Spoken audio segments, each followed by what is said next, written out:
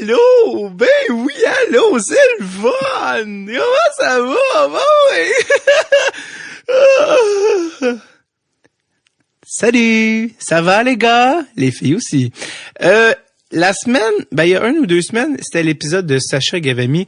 Et là, avant que je passe pour un psychopathe, je vais vous avertir en plus vous expliquer la raison pourquoi aucune mention est faite du fait que Laurent Duvernay-Tardif a gagné le Super Bowl dans l'épisode.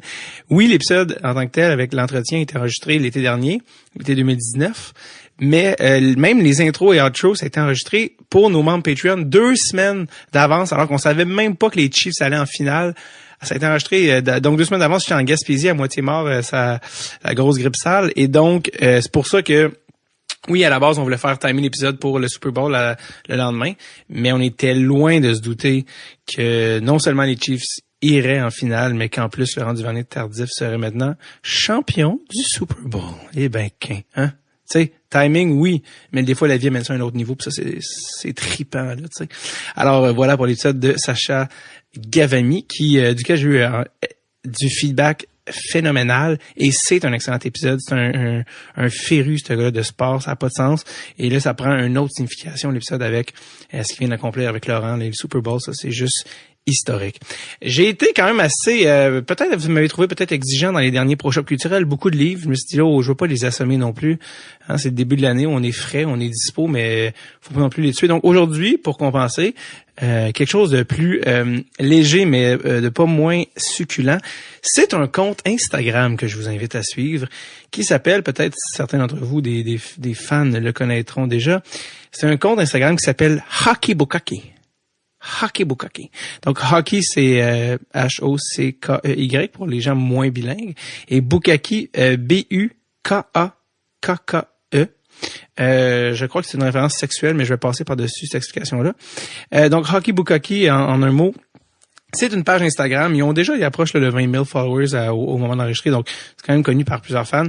Mais c'est une page hockey vraiment le fun, là, qui est un petit peu un petit peu de bacon là, dans ton feed quotidien, parce que c'est en fait, eux s'intéressent aux histoires weird et bizarres du hockey. Moi, mes amis me surnomment Monsieur Fun Fact. Je suis la personne qui connaît des fun facts random sur tout et rien, mais surtout tout et rien.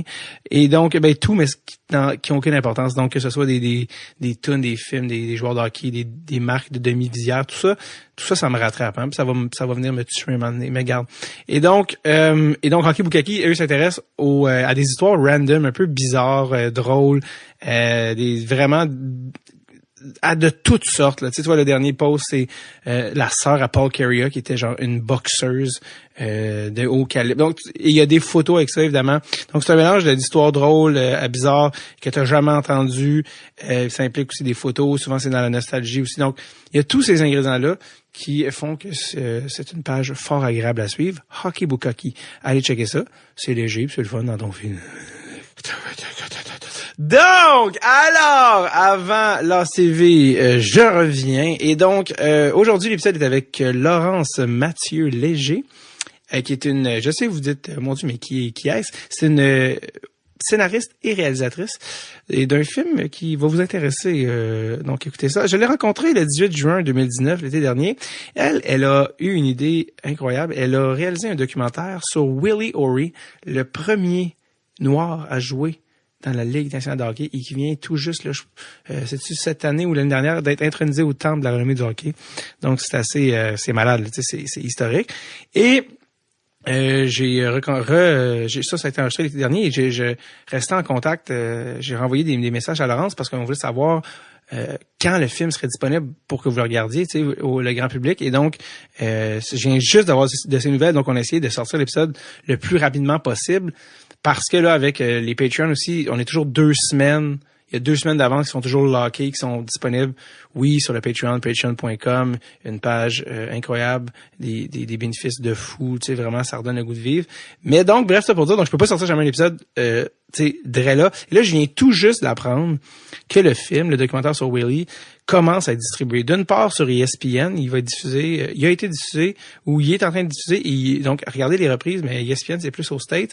Mais surtout, au cinéma, il va y avoir une représentation canadienne, dans le sens pas une au total, mais une dans chaque ville. Et vous pouvez aller voir ça au Willie Doc. C'est un documentaire Willie, W-I-L-L-I-E.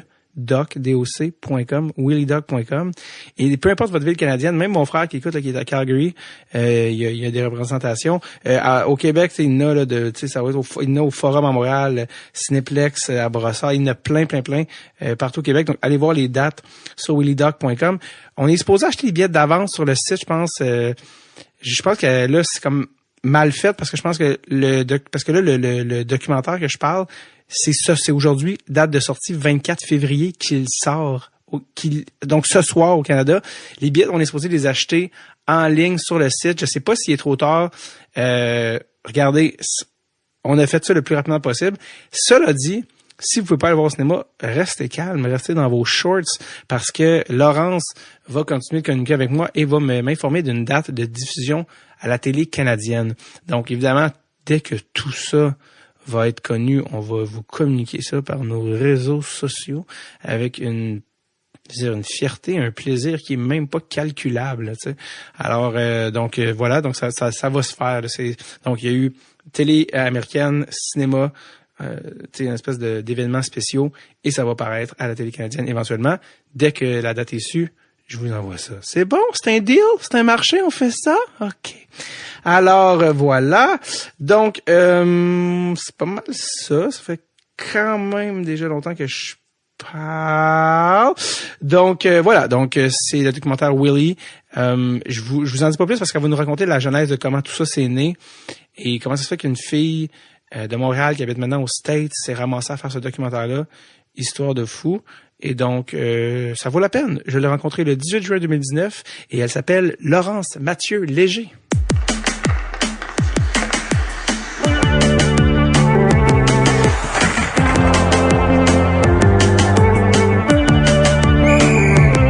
Drette sur le tape avec David Bocage. Laurence Mathieu Léger, c'est ça? Oui. Ça va bien? Oui, ça va bien, toi? C'est vraiment un nom québécois, Mathieu Léger. Ben, ouais, mais en fait, ma mère est québécoise, mais mon père est pas québécois, mais j'ai vraiment le nom composé des kids des années 80-90, là. Oui. Coupable aussi ici, mais les gens savent pas, mais j'ai deux enfants aussi, à chaque fois que j'avais des amis qui étudiaient en Ontario, qui étaient franco-ontariens, puis eux, on se zéro de même. Puis quand ils voyaient un élève en classe qui avait deux noms, ils sont comme... Keb. Parce que c'est très, très Keb. Mais ton père est pas québécois, il vient... Non, mon père, il vient de France, il est né à Paris. Okay. Puis, j'ai des racines un peu diverses, là. Mais ma grand-mère est algérienne. Quoi? Ouais! Fallait pas le dire, non, c'est pas vrai. Ma grand-mère vient d'Alger, puis ouais. mon père, du côté de mon père, il est juif. C'est Mathieu ou Léger? On dirait que tu voulais pas Léger. le dire. Non, je peux le dire. Ben non, mais c'est juste que c'est vraiment comme quelque chose que peu de gens savent, là. À moins que ce soit mes amis, là. OK. Mais, ouais. Je sens qu'il y a comme des secrets qui sont révélés d'entrée de jeu. Ben non, mais c'est un héritage dont je suis vraiment fière. Okay. Puis, c'est le fun d'avoir un peu de diversité. Mais je pense que dans mon identité culturelle, moi, je viens de Montréal, là, tu sais, j'ai grandi, je mangeais de la tourtière, là, puis puis je célèbre Noël. On dirait que t'as peur d'être vue comme une immigrante. Je veux juste clarifier. Ben non, pas du tout. En fait, moi, je trouve ça comme, tu sais, la majorité de mes amis, on est tous un peu, on est tous québécois, mais on est tous un peu quelque chose d'autre, là, tu sais. J'ai grandi dans le Myland, dans le plateau, puis là, j'ai beaucoup d'amis qui ont un parent qui vient pas du Québec, mais c'est ça, en fait, le Québec, en général, surtout si t'es un millénial comme moi, c'est assez fréquent d'avoir un parent qui est pas québécois. Donc moi, je pense que c'est plutôt une richesse que d'autres choses. Mais de toute façon, tu sais, quand je vais en France, tout le monde m'appelle la Canadienne. Puis c'est ça. C'est à New York. Ben à New York, ils ont bien de la misère parce que mon nom Laurence Mathieu Léger, ça sonne comme un nom d'homme. Fait que Lawrence Matthew Legger. Fait que là ils ont toujours, ça fait que c'est bien compliqué. Quand je suis aux États-Unis, pendant à peu près 5 courriels, je suis un homme. Là, je dis toujours que je peux être dans le men's world pendant 3-4 emails. Puis souvent quand je rencontre des gens, ils sont comme I thought I was meeting a man. Alors, aux États-Unis, c'est bien compliqué. Tu transperces la barrière du genre. Vraiment.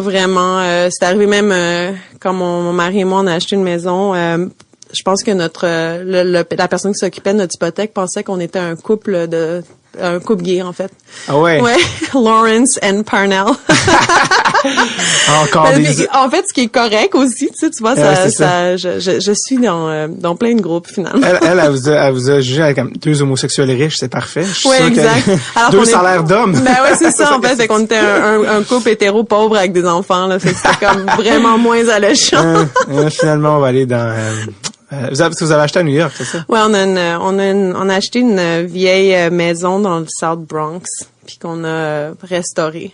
Est-ce que c'est ça sonne comme moi j'ai comme une image là comme assez, je vais pas dire gâteau, mais ben le South Bronx c'est un peu c'est où le hip-hop est né en fait là, mais pour mettre les choses en contexte, c'est parce que pendant longtemps j'ai eu un appartement à Harlem, j'étais en aller-retour entre Montréal puis New York pendant longtemps.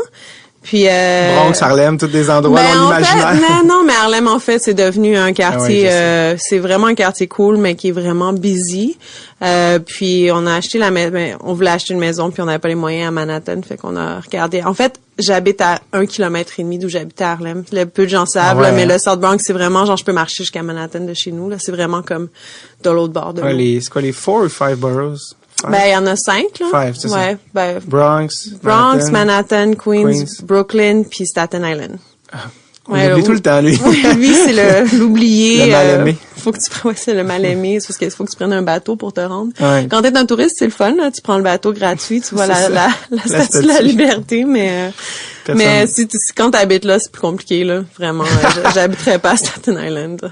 C'est pas pratique pour le métro, disons. Non, c'est ça. Mais ça, c'est beaucoup, revampé. On faisait des blagues, mais Harlem puis Bronx, c'est pas vraiment, New York, en général, là, c'était rough, là, des années 80, 90. Ouais, ben oui. Ben, Harlem, ouais. En fait, Harlem, ce qui est intéressant, c'est que c'est quand même resté un quartier où la culture afro-américaine est très présente. Fait que ça, c'est bien. Ouais. Bon, il y a quand même eu une gentrification, mais c'est plutôt au niveau des loyers, comme même moi, je pouvais plus me payer Harlem.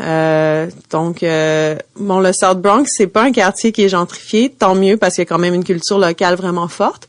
Mais c'est pas le Bronx, le South Bronx des années 80 non plus. Là, c'est pas. Moi, non, c'est ça. Ma rue est pas en feu. T'as pas peur pour tes enfants? Non. Non, c'est vraiment. C'est bon. Moi, je suis une minorité dans mon quartier, puis je pense que c'est bien. Okay. Pour mes enfants, c'est bien.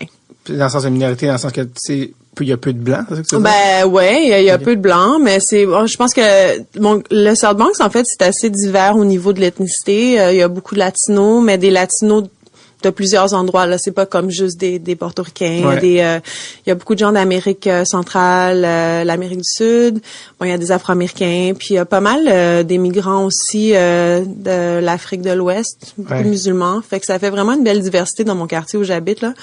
Fait que moi, mes enfants à la garderie, ils sont avec des enfants de plein de cultures. Ouais. Il a fait à la maison, il parle espagnol. Il y a beaucoup de mes voisins, c'est des latinos, puis mon fils est ami avec les garçons d'à côté, fait que c'est drôle des fois qu'il y a des mots en espagnol, tant mieux. Moi, je trouve ça bien, moi je trouve que c'est important d'être exposé à ça du début, tu sais, comme ça après t'as un esprit plus ouvert, puis t'es plus sensible aussi à l'expérience des autres. Fait que c'est ça.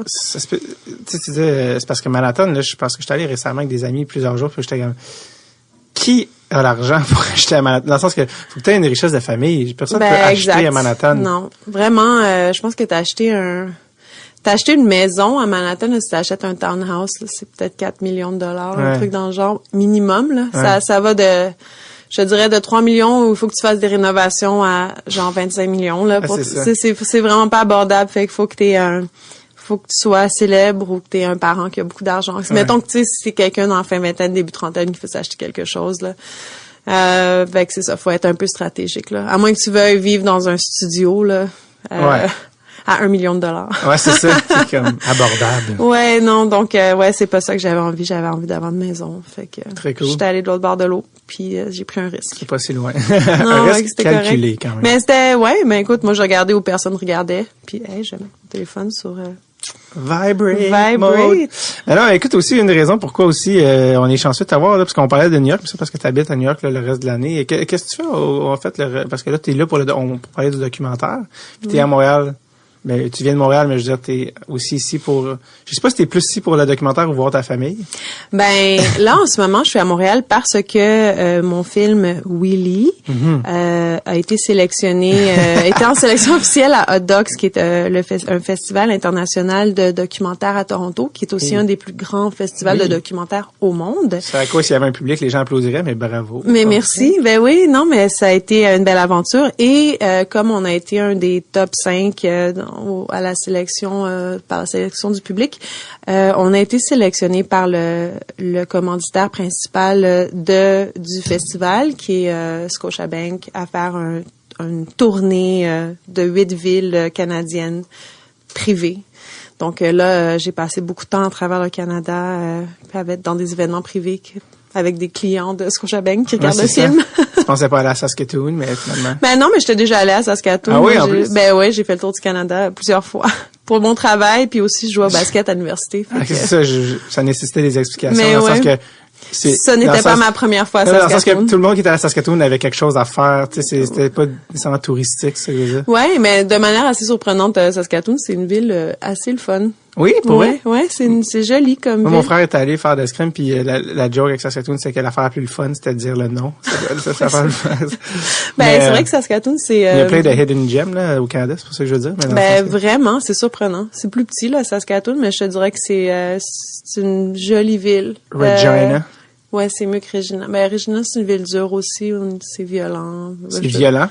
Ben, je pense que c'est une des villes les plus violentes du Pour Canada. vrai? Là, je veux pas leur donner une mauvaise réputation. Je vais faire attention à mes mots, mais c'est une ville où c'est plus dur, là, Regina. C'est intéressant parce que s'il y a quelque chose qu'on s'imagine à Saskatchewan, c'est pas la violence. Ben, écoute, quand on parle de la violence, c'est c'est tout proportionnel à la population. Ah, okay. Je te dirais que t'as plus de chances d'avoir une situation difficile à Regina qu'à Montréal, par exemple. Ouais, je sais que ça semble étrange, mais oui, c'est ça. C'est souvent les plus petites villes qui ont des ratios de danger plus hauts. Mais c'est comme ça aux États-Unis aussi. Ouais.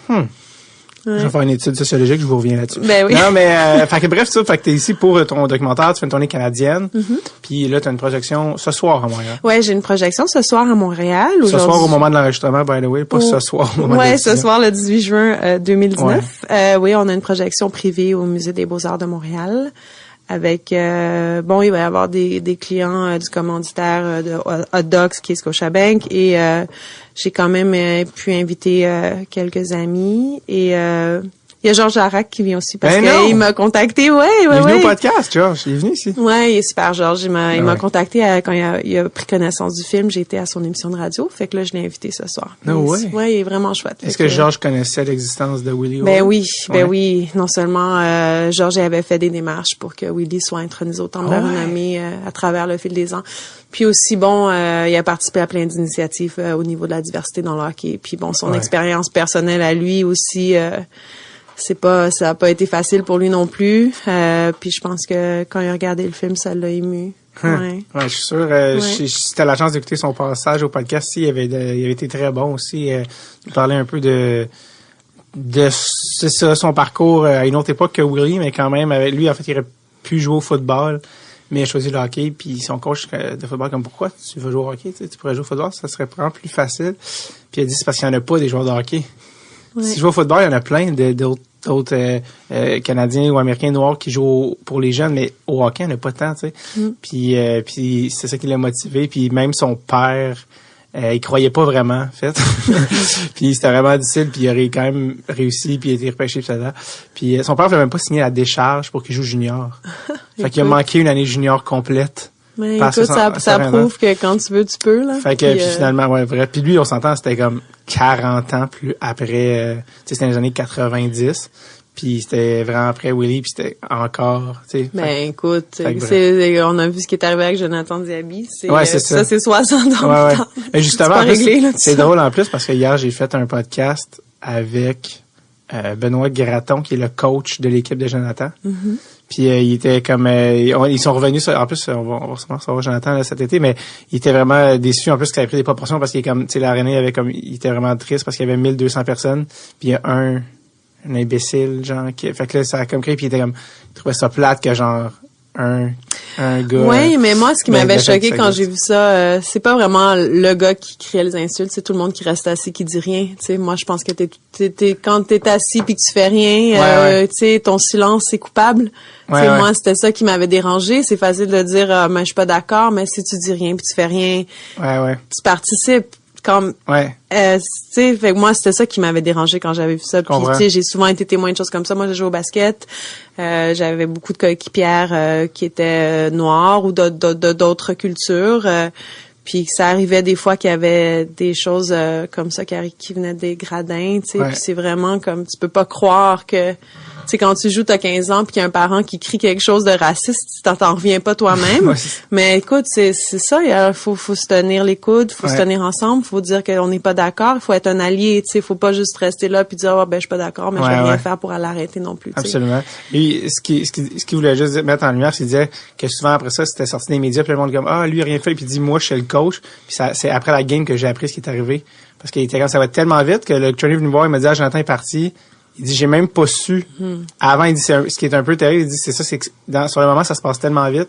C'est que moi, j'ai appris après la game, en même temps que le public qui était même pas à la game. Qu'est-ce qui s'est passé? Pourquoi? Fait qu'il était juste comme, en tout cas, bref, il voulait juste dire comme, que des fois, tu parais mal parce qu'ils mettent un extrait, tout le monde en parle, t'es comme, ouais, mais quand t'es sur place. C'est sûr que les choses sont toujours plus compliquées qu'ils semblent. Il faut y avoir un contexte, puis c'est pas comme si tout le monde a été coupable. Il y a plein de gens qui se sont levés, qui ont dit quelque chose, puis malheureusement, les médias sont là pour pointer le doigt. Qu'est-ce qui a mal allé, tu sais, mais quand même, écoute, il faut, parce que, tu sais, je dis toujours pour tous les événements que tu fais dans les médias, t'en as 1000 que dont t'entends jamais parler. Exactement.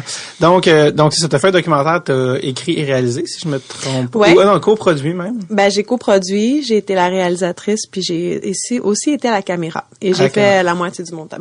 Non, j'ai fait 30% du montage. Parce que j'avais une super monteuse avec moi, une autre femme. Puis c'était super. Rosella Tursi qui vient de Montréal. Puis je lui donne un shout-out. Absolument, complètement mérité. Parce que c'est ça, donc tu as fait un documentaire sur Willie. Et moi, la question, c'est comment comment une jeune femme blanche s'est ramassée à faire un documentaire sur le premier noir à jouer dans la Ligue nationale. Ouais, c'est une bonne question. Moi, comme j'ai mentionné plus tôt, j'avais un appartement à Harlem pendant plusieurs années. Et ça se donne que mon voisin et qui s'appelle Bryant McBride et qui était mon ami, qui était comme notre ami de famille. En fait, on faisait souvent des barbecues ensemble. Alors Bryant avait été le premier noir exécutif à la Ligue nationale de hockey. Donc, moi, je savais ça. C'était quelque chose dont on n'avait jamais vraiment parlé, mais qu'on trouvait qui était comme cool. Mon mari, c'est un joueur de hockey, un gars de Montréal, fait qu'on trouvait ça cool, mais bon, on n'avait jamais discuté en profondeur de ce que ça voulait dire. Et écoute, un jour, par hasard, un soir, je pense en février 2018, je rentrais chez nous, puis Bryant était assis dans les marches de sa maison. Puis on a juste commencé à jaser comme ça. Puis là, il m'a parlé de Willie O'Ree, puis qu'il y avait un effort pour qu'il soit intronisé au Temple de la Renommée. Alors moi, évidemment, j'ai été surprise d'apprendre à propos de Willie O'Ree parce que, tu sais, j'ai grandi à Montréal, tu sais, le hockey, même si je joue pas au hockey, je suis une joueuse de basket, ça fait quand même partie de notre écosystème. Puis j'étais vraiment embarrassée d'apprendre que je savais même pas c'était qui le premier noir qui avait joué dans la Ligue nationale de hockey. Puis ça, je trouvais vraiment que c'était, tu sais, moi, je suis journaliste à la base. J'ai fait du documentaire dans le monde des nouvelles pendant 10 ans avant de faire Willie, puis ça m'a comme choquée. Puis en même temps aussi d'apprendre qu'il était pas déjà dans le temps de la renommée.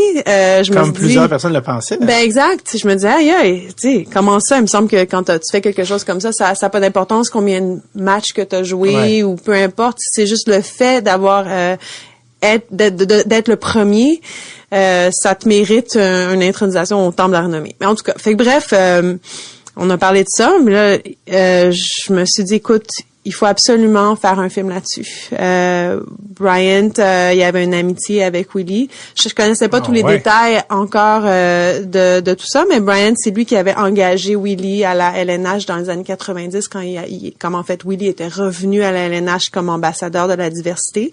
Dans les années 90, c'était Bryant qui était allé le chercher. Et donc lui, depuis plus de 25 ans, il y avait une amitié avec lui. Ils avaient bâti un programme de diversité à la LNH ensemble. Donc moi, tout de suite, j'ai dit, écoute, t'as une relation relation avec Willie, on a de l'accès. Il y a quelque chose d'actif qui se passe, c'est-à-dire qu'il y a une campagne pour que Willie soit intronisé, qui est fait par des amis à lui à Fredericton, d'où il vient. Et Willie est toujours en vie. Souvent, on veut faire un film en hommage à une personne qui a fait quelque chose d'important et cette personne est soit morte ou soit trop vieille ou retraitée, elle fait plus grand-chose. Willie, ce qui était super, c'est qu'il a 83 ans puis qu'il travaille toujours à la LNH, il voyage, il parle aux jeunes. Il est encore vif aussi quand même. Oui, vraiment. Il est pas sénile une minute. Là. Non, c'est ça. Donc, je trouvais qu'il y avait beaucoup d'opportunités ici pour faire un film qui était dynamique, où on serait pas toujours dans le passé en train de se rappeler de beaux moments, où on pourrait en fait avoir beaucoup de moments actifs. Qu'on dit en cinéma de la vérité, qu'on pourrait puis que ça serait quand même dynamique. Donc et l'autre raison pourquoi je trouvais que c'était le bon moment, c'est justement j'ai couvert les élections américaines dans un autre ordre d'idée. Ouais, mais écoute, c'est un droit, mais pas tant que ça. Écoute, je mentionne ça parce que c'était un peu un moment où on dit tout ce qu'on pense, ou tu sais, tout passe, puis soudainement c'est correct de dire tout ce qu'on veut sur les autres. Il y avait un peu, c'est un peu un genre de moment qui créait beaucoup de tension au niveau de la race, mais pas juste au niveau de la race, au niveau de tous les gens qui ont une forme de diversité. Tu sais, soudainement, c'est parce que les gens se sont battus pour avoir du respect, que tu sois noir ou que tu sois musulman ou que tu sois gay. Il y a eu des combats qui se sont menés pour avoir du respect. Puis là, soudainement, c'est comme si tout ça était comme out the window, puis tout le monde fait dire ce qu'on pense.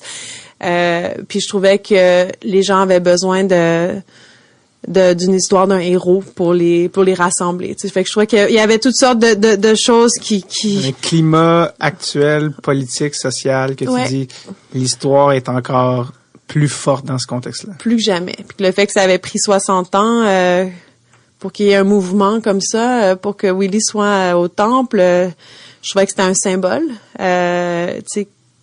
Puis une opportunité aussi de parler du maintenant. Alors, dans le film, on parle de Willie, mais on a des personnages jeunes pour justement... C'est Bryant qui est dans le film. Oui, Bryant est dans le film. Ouais, c'est ça, ton voisin. C'est mon voisin, mais ça, c'est vraiment une anecdote parce qu'en fait, c'est un personnage important dans le film. Donc voilà, j'aime dire que c'est un petit peu comme organique, là, sans avoir l'air trop hippie, là, mais... un des mots les plus... sans sortir mon patchouli, là, mais... Dans le contexte créatif, tu veux dire. Ouais, c'était comme serendipitous, on dirait en anglais. C'est-à-dire que tout était là, puis écoute, on a parlé de ça un mercredi, puis on a commencé à filmer le lundi d'après. J'ai abandonné. Ouais, j'ai laissé ma job, j'ai tout laissé tomber pour faire ça. Ouais. Ouais, c'est fou, hein. C'est parce que tu le dis rapidement, mais comme c'est pas banal. Non, j'ai tout abandonné puis j'ai vraiment commencé un autre projet le lundi d'après. T'as pas donné ton 2 semaines? Mais, non, mais dans le fond, tu sais, j'ai commencé à filmer sans tout de suite partir de ce que je faisais, mais j'ai éventuellement laissé tomber mon travail temps plein pour faire ça à temps plein. C'était quoi que tu faisais là, que t'as laissé tomber? En fait, j'étais au Guardian pendant 4 ans, qui est un grand journal anglais, mais j'étais au Guardian US. Puis j'avais laissé le Guardian après la naissance de ma fille en 2017 pour gérer une équipe de documentaires pour un site web qui fait du contenu pour les femmes qui s'appelait Bustle. Fait qu'à ce moment-là, je faisais du documentaire pour un grand site web là. Puis j'ai comme laissé, je suis pas. Comment quand on a une idée de documentaire puis on se dit OK, je le fais, là c'est comme un peu c'est fou parce que tu dis que tu as commencé à filmer le lundi d'après, mais comment on commence un documentaire? C'est quoi la première étape? Tu sais, il y en a tout de suite, moi, j'entends financement. Puis souvent, en fait, ce qui arrive avec les projets créatifs, c'est qu'ils se font pas. parce qu'il faut passer par un genre de protocole pour aller chercher de l'argent pour le faire. Visiblement, t'as pas attendu après ça. Comment ça s'est passé quand tu dis je fais un documentaire? Ouais, alors c'est une bonne question. Puis pour mettre les choses en contexte, en fait, faire un film documentaire, ça peut prendre de 2 à 5 ans, des fois 7 à 10 ans. C'est vrai. Ça peut être très difficile pour plein de raisons. Ça peut être difficile justement parce que peut-être que l'histoire que tu suis est une histoire qui est dans le temps. Donc, il y a une possibilité que tu commences en pensant que ça va te prendre 2 ans puis ça te prend 10 ans. Mais le plus souvent, c'est le financement. Les gens qui font du documentaire, ils ont besoin de vivre, ils ont des familles, ils ont des appartements, ils ont des hypothèques. Puis ça peut être très dur de ramasser l'argent, comme tu as mentionné. Donc souvent, le processus normal, c'est que tu as une idée, tu fais un traitement, tu écris un synopsis, tu fais comme un peu une proposition, en anglais on dirait un proposal, là, mais bon. Et tu regardes pour du financement. Tu t'appliques avec Téléfilm. Au Canada, il y a plein de ressources, mais c'est très compétitif et ça peut prendre des mois, des années avant qu'on te dise oui. Faut que tu passes par plein de noms avant d'avoir oui. Dans mon cas, c'est pas comme ça que ça s'est passé et c'est vraiment incroyable. En fait, Bryant, mon voisin, oui. Lui, il est plus à la LNH, qui était devenu un homme d'affaires.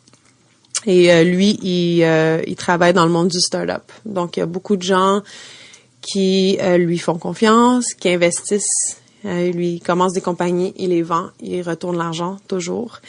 Alors, immédiatement, lui, il y avait des gens en tête qui a téléphoné. Puis, comme Willie, c'est un nom pour les gens qui sont dans le monde du hockey qui inspire. Puis, bon, il y avait plusieurs des investisseurs avec qui Brian travaillait, qui connaissaient l'histoire de Willie, qui ont tout de suite dit oui. Il connaît toujours du monde, Brian, parce que dans le film, quand il cherche Willie, il connaît quelqu'un au FBI. Ouais, comme quoi? Brian connaît tout le monde. Sérieusement, j'ai toujours dit que si je voulais aller dans un date avec le pape, il pourrait m'organiser ça. Ouais, il pourrait m'organiser un dîner avec le pape. Mais on rit, là, mais sérieusement, c'est comme un peu la personne qui te fait croire que tout est possible, là. C'est vraiment... Comme de fait, tout est possible. Ouais, mais vraiment, tout est possible, là. Puis... on s'est parlé de ça un mercredi, vraiment. C'est comme ça que ça s'est passé. Je suis rentrée chez moi, j'ai fait de la recherche jusqu'à genre 1h du matin. Je lui ai écrit un long courriel. Je disais, il faut absolument qu'on commence à filmer. Bon, en faisant ma recherche, j'ai découvert tous les détails de l'histoire de Willie qui était incroyable. Tu sais, je suis journaliste, donc moi, je pars dans des dans des longs trips de recherche. Ouais. Et il m'a dit, OK. Il disait, donne-moi, j'ai fait un budget, j'ai fait un traitement, j'ai écrit un traitement. Puis il m'a appelé. C'est quoi un traitement, c'est un peu comme synopsis. C'est un synopsis en fait, c'est comme genre 2-3 pages qui expliquent exactement comment tu vois le film. Ouais. Donc j'ai peut-être pas le bon terme en fait en français, c'est peut-être c'est le synopsis. Je pense que ouais, juste comme un genre de pager si on veut pour comme un peu donner une idée générale de la direction. Ouais, c'est la façon dont tu vas raconter ton histoire. Ouais. Puis souvent c'est comme une carte. En fait, une carte avec un parcours, mais tu donnes un peu comme des os avec de la viande, mais tu sais, en documentaire, tu peux comme dire qu'est-ce que ça va être, mais il va y avoir plusieurs, tu sais, il y a des choses qui se révèlent quand tu fais du documentaire. Parce que ça, c'est une autre affaire dont je voulais parler, c'est que, parce que souvent quand les gens voient un documentaire, ils se disent, puis c'est bien normal, ils le voient comme un reportage, pas de luxe, mais dans le sens que ils voient l'aspect, vu que c'est véritable, c'est des vraies personnes, ça, ils se disent, OK, fait que dans le fond, bing, bang, boom, filmer ça, ça a été fait. Mais, comme n'importe quel film, même si de fiction, un documentaire, c'est scénarisé. Puis ça, les gens du grand public, je sais qu'ils pensent pas à ça. Ils pensent que, j'ai vu le documentaire, c'était malade, cette histoire-là. Ça. Oui, tu sais, dans le sens que le documentariste a prévu, comment il a installé les personnages, comment il est arrivé telle affaire, comment le personnage a eu tel obstacle qui a surmonté. Tu vois ce que je veux dire? C'est vraiment scénariser un documentaire, contrairement à ce que, puis il faut que ça le soit, sinon ça serait juste comme un changement. Oui. Comment toi t'as procédé à la scénarisation de ton documentaire? Bonne question. Juste pour finir, je vais répondre à ta question tout de suite, mais je voulais juste pour peut-être que le public qui se demande comment j'ai eu l'argent, c'est que Brian, il a fait quelques appels, il m'a appelé une semaine plus tard, il dit j'ai ramassé l'argent. Don't last, don't tell. Ouais, c'est parti. Vraiment, c'est comme ça que ça s'est passé. Donc, ça arrive jamais, là, je dis ça au public, c'est vraiment genre one in a million. Ouais, c'est ça. C'est juste les gens qui connaissent du monde du FBI. Ouais, genre, non, mais ça a été incroyable. Mais je pense vraiment que c'est parce que les gens qui connaissaient l'histoire de Willie puis qui avaient de l'argent croyaient dans le projet. Ouais. Puis c'est comme ça qu'on a pu démarrer. Donc, pour finir Donc on a fait mais t'as jamais su d'où l'argent venait? Oui, je sais d'où. Ben oui, on avait à peu près 12 investisseurs. OK. Ouais. Fait que c'est la majorité est-ce que c'était un budget où tu est-ce que c'est un point où tu dis, je me prends même pas de salaire, ou sinon, faut que je me prenne un salaire? Non, mais moi, il fallait que je me prenne, tu sais, idéalement, quand tu pour décidais, vivre. Oui, j'ai pris un salaire pour vivre. Je me suis donné un salaire, mais on a fait ça, avec un budget qui était, en fait, petit, vraiment acceptable. Tu sais, un documentaire comme ça peut coûter jusqu'à $1 million, là, facile. Puis on a fait ça en bas de 500 000. Puis ça, c'est parce que, entre autres, parce que moi, je fais pas juste de la réalisation, je fais de la caméra. J'ai été comme, on a été une toute petite équipe qui a porté plein de chapeaux. C'est ça. Puis parce qu'on s'entend côté logistique. Disons que tu dis, je fais un documentaire où je filme un monsieur qui jase dans sa maison. On peut tout filmer en dedans de 2 semaines dans une location. C'était coût un petit peu plus réduit. Toi, t'es allé à Fredericton, t'es allé en Californie, t'es allé à New York. Ben là, tu vas dire, c'était le plus proche. T'es allé à Toronto. Il y a sûrement d'autres locations que j'oublie. On est allé à Vegas. On est allé dans plein de places.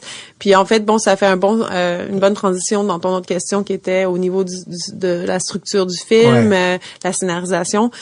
C'est que peut-être pour le public qui est pas familier avec l'histoire de Willie, c'est que Willie a été le premier noir à être dans un match de la LNH en 1958. Ça s'est passé à Montréal le 18 janvier, puis il jouait pour les Boston Bruins contre les Canadiens de Montréal évidemment. Et alors l'histoire de Willie que la majorité des gens. Excuse-moi, je peux te faire une mini parenthèse. Ben oui, vas-y. C'est que tu dis Montréal est comme au cœur de l'histoire. Montréal est vraiment au cœur de l'histoire de Willie O'Ree. Puis je trouvais que c'était malade le lien avec toi, qui était une fille de Montréal, parce que Montréal a été l'endroit où il a joué la première game contre les Canadiens. Jackie Robinson. Il dit, c'est ça que je veux dire. Ils disent il appelle Willie le Jackie Robinson du hockey. C'est à quoi il répond, je suis le Willie O'Ree du hockey. Mais Jackie Robinson qui s'est fait connaître à Montréal, et il a été échangé, Willie, à Montréal. Mais il a jamais joué pour le Canadien. Est-ce qu'il n'a jamais dit pourquoi? Est-ce que tu as su pourquoi? Tu sais, il y avait juste 6 équipes à l'époque. Donc, il a été échangé, puis il y avait plein d'autres ligues. Il a été acheté par une autre équipe. C'est ça. À Los Angeles, qui à l'époque était la Ligue de l'Ouest, le Western Hockey League. Puis il faut savoir qu'il y a beaucoup de ces équipes-là qui se sont éventuellement rattachées à la LNH. C'était pas comme si... Je trouvais ça intéressant quand même l'affaire que toi, tu es une fille de Montréal, qui est à New York, puis le Montréal qui a comme un rôle quand même vraiment intéressant dans tout ça. Mais je veux quand même faire ma parenthèse, revenir à... je pense que ça aurait été possible à Montréal, ça aurait peut-être pas été possible dans d'autres villes aux États-Unis où il y avait trop de tensions raciales à l'époque, où ça aurait été potentiellement dangereux. Peut-être le premier noir à être dans un match de hockey. À l'époque... Est-ce que tu penses qu'on pensait à ça? Ou tu penses qu'on pensait à ça à l'époque? C'est dur à dire. Il a vraiment fallu qu'il y ait des gens qui soient ouverts d'esprit, parce qu'avant Willie, il y a eu Herb Carnegie qui a été une grande star du hockey, un noir qui venait de l'Ontario, mais qui a joué pour les As de Québec, puis à Sherbrooke.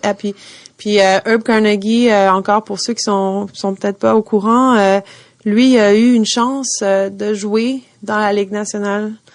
Et puis c'était à cause de sa race qu'il a pas été pris. Je pense que c'était le manager de Toronto qui a dit si Herb avait été blanc, je l'aurais pris. Dans le sens que il lui aimait pas le noir, ou dans le sens qu'il jugeait que ça allait être trop dangereux ou qu'il allait avoir trop de... Mais ça, c'est dur à dire, je sais pas, mais je pense franchement que Herb Carnegie, c'est lui dont... Il a pas eu l'opportunité parce qu'il y avait trop de racisme à l'époque. C'est de lui dont Willie dit qu'il aurait dû être le premier dans le film.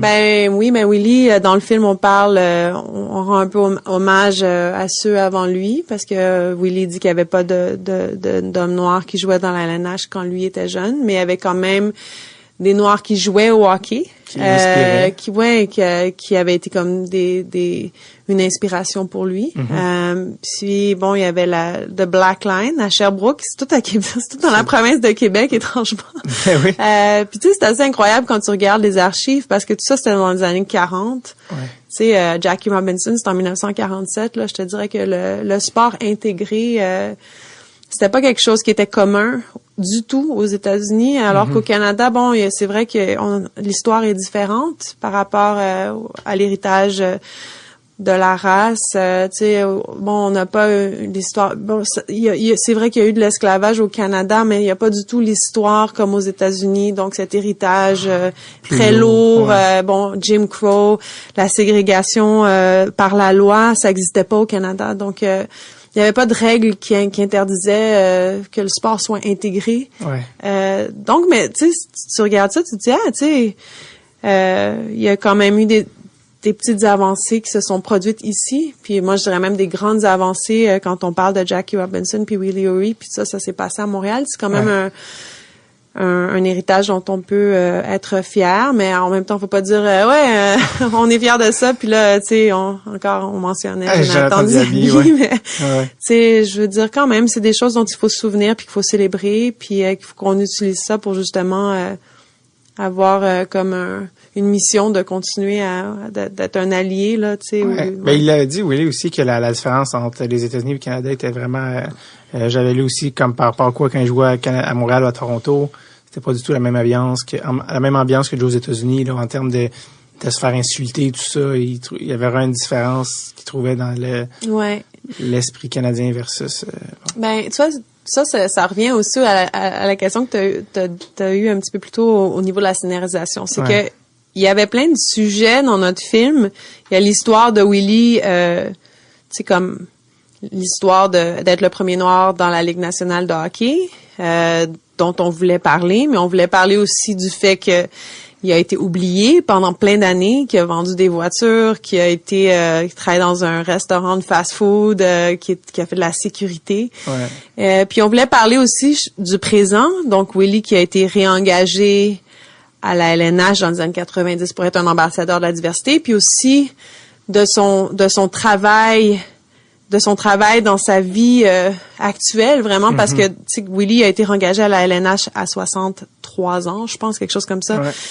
Non, 60 ans. Habituellement, tu prends ta retraite à 60 ans, là, surtout maintenant. Mais donc, et depuis 22-23 ans, il inspire des jeunes personnes à travers le Canada puis les États-Unis. Puis il raconte son histoire, puis il est un ambassadeur de la diversité. Donc, c'était pas facile de prendre tous ces moments-là sans raconter une histoire hyper linéaire, genre ça a commencé en 1958, je suis née en 1935, en 1958 j'ai été le premier noir, après blablabla. On voulait faire quelque chose qui était peut-être un peu intéressant et c'est là où la scénarisation rentre en place. C'est-à-dire comment aussi parler de d'autres sujets en racontant ces blocs d'histoire plutôt linéaires. Comment on inclut aussi l'arc simple, l'arc narratif qui en fait va-t-il être intronisé au temple de la renommée ou non. Donc en fait le film commence en 2018 là, tu sais ça commence avec ses amis puis comme qui sont en train d'essayer de l'introniser au temple de la renommée, puis là on a comme une idée tout de suite de bon, c'est qui Willie, qu'est-ce qui se passe, puis c'est quoi, qu'est-ce qu'on anticipe, est-ce qu'il va être au temple de la renommée ou non. Puis dans cet arc narratif assez simple, c'est là où il fallait qu'on mette tous les autres blocs. Retourner dans le passé. Puis aussi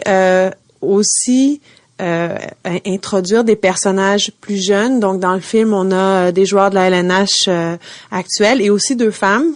Donc on a Wayne Simmons puis Devontae Smith-Pelly qui sont des joueurs noirs dans la LNH, et on avait aussi Kelsey Kozer qui joue pour la Ligue nationale des femmes, et une jeune femme qui joue pas professionnellement qui s'appelle Sydney Kinder, qui est une joueuse de hockey de Harlem, qui est en fait notre personnage principal dans les jeunes personnages. Donc tout ça pour dire que on a fait ça en 5 actes. Et puis que chaque acte avait comme un rôle. Au lieu de se dire chaque acte est une époque, chaque acte a un thème. Puis c'était vraiment comme ça qu'on a été capable d'organiser, de structurer le film pour que il y ait comme un début, un milieu, une fin, puis qu'on soit capable d'avoir plusieurs nuances auxquelles tu t'attendrais peut-être pas dans un film de sport. Est-ce que t'avais peur de pas être capable de tout rentrer ça? Tu te dis, oh shit, ça va peut-être être trop. Tu sais, on dit un film a 3 actes. Tu dis, j'en ai 5. Est-ce que tu t'es dit, oh, est-ce qu'on va manquer de souffle? Fait que ça va être trop long. Est-ce que est-ce qu'on va oublier ça? Est-ce qu'on va revenir tu comprends ce que je veux dire? Tu sais, vu qu'il y a beaucoup de stock. Oui, il y a beaucoup de stock. Étrangement, ça a été un processus vraiment qui a été organique, non, ouais, vraiment organique, mais si je peux dire un mot anglais, là, smooth. Le film tout en douceur. Tout en douceur, mais vraiment, parce que souvent quand tu fais du documentaire, puis ça, tu sais, bon, c'est mon premier long métrage, mais ça fait quand même 10 ans que je fais du documentaire, genre court à mid-length, là, court à je dirais mi-durée, là. Mais c'est quoi des moyens métrages? Des moyens métrages, mettons. C'est un mot qui existe, même si peu utilisé. Ouais, bon, ben voilà. Donc, tu sais, je sais que souvent tu peux avoir des embûches, les choses vont pas comme tu veux, ou tu pensais que ça allait être un moment où est-ce qui serait comme l'apogée, puis c'est pas si intéressant que ça. Mais dans le cadre du film Willy, c'est vrai qu'on a tellement de matériel que ça a été comme presque le fun de c'est ce qu'on a fait le montage en même temps qu'on a filmé parce qu'on voulait que le film soit on a fait ça en 1 an. Ce qui est très rare encore pour parce que tu peux filmer pendant 10 mois ou 3 ans, puis après ton montage c'est séparé. Nous autres, on a monté en filmant parce qu'on voulait vraiment que le film soit prêt en 2019, justement parce que il y avait comme une question actuelle. Le timing. Le timing, il y a comme une fenêtre, là, comme on dirait. Et puis, non, fait qu'en fait, notre première version, c'était 1h44. Puis il fallait qu'on descende ça à 1h30, qui est plutôt standard. Fait qu'on a dû enlever des scènes qui nous ont coupé le cœur, là, mais c'est quoi les scènes puis en plus une question que je voulais te demander anyway, mais parce que qu'est-ce que je sais qu'on filme énormément de choses avant pour regarder, surtout dans un documentaire, c'est pas comme si s'il va y avoir des choses, il faut aller avec le flow aussi. C'est quoi les scènes qui sont pas dans le film que t'as encore chez toi sur un disque dur que tu dis Ben en fait, il y avait 2 scènes qu'on a dû couper qui étaient un peu tristes, qu'on a coupé à contre-cœur.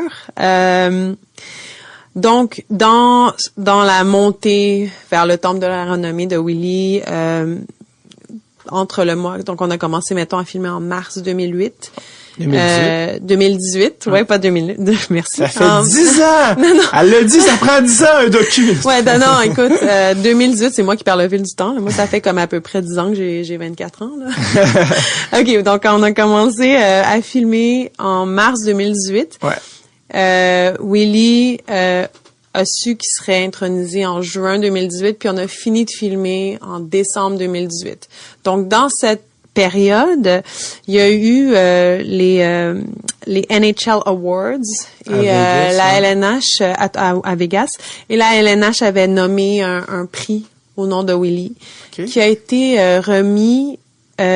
Donc ça, je pense que ça s'appelle le Willy O'Ree Hero Award, qui est justement un prix pour pas nécessairement des joueurs de hockey, mais des gens qui contribuent à la communauté.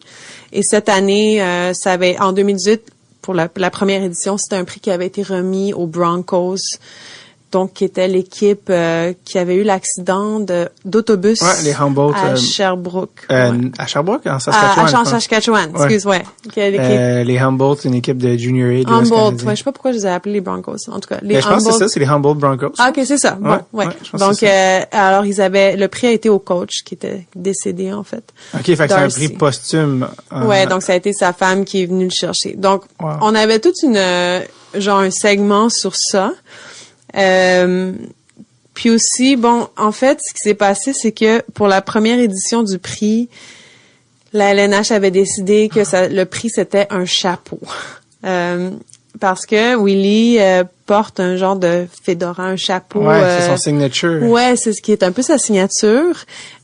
Donc, on avait toute une scène où il allait s'acheter un chapeau qui était sérieusement vraiment cool.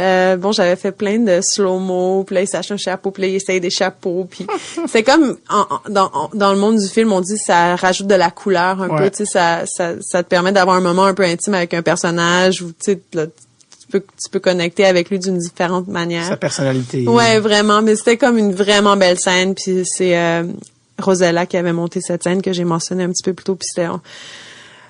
finalement, on l'a enlevé parce que on a tout enlevé la section du NHL Award, juste parce que même si c'était une scène un peu émouvante, c'était pas une scène qui était si importante que ça dans l'histoire que nous on racontait. Puis il fallait qu'on fasse des choix. Fait que ça a été comme un goodbye. Fait que ça plus la chaîne du chapeau que la scène de Vegas, là, qui a été dure à enlever.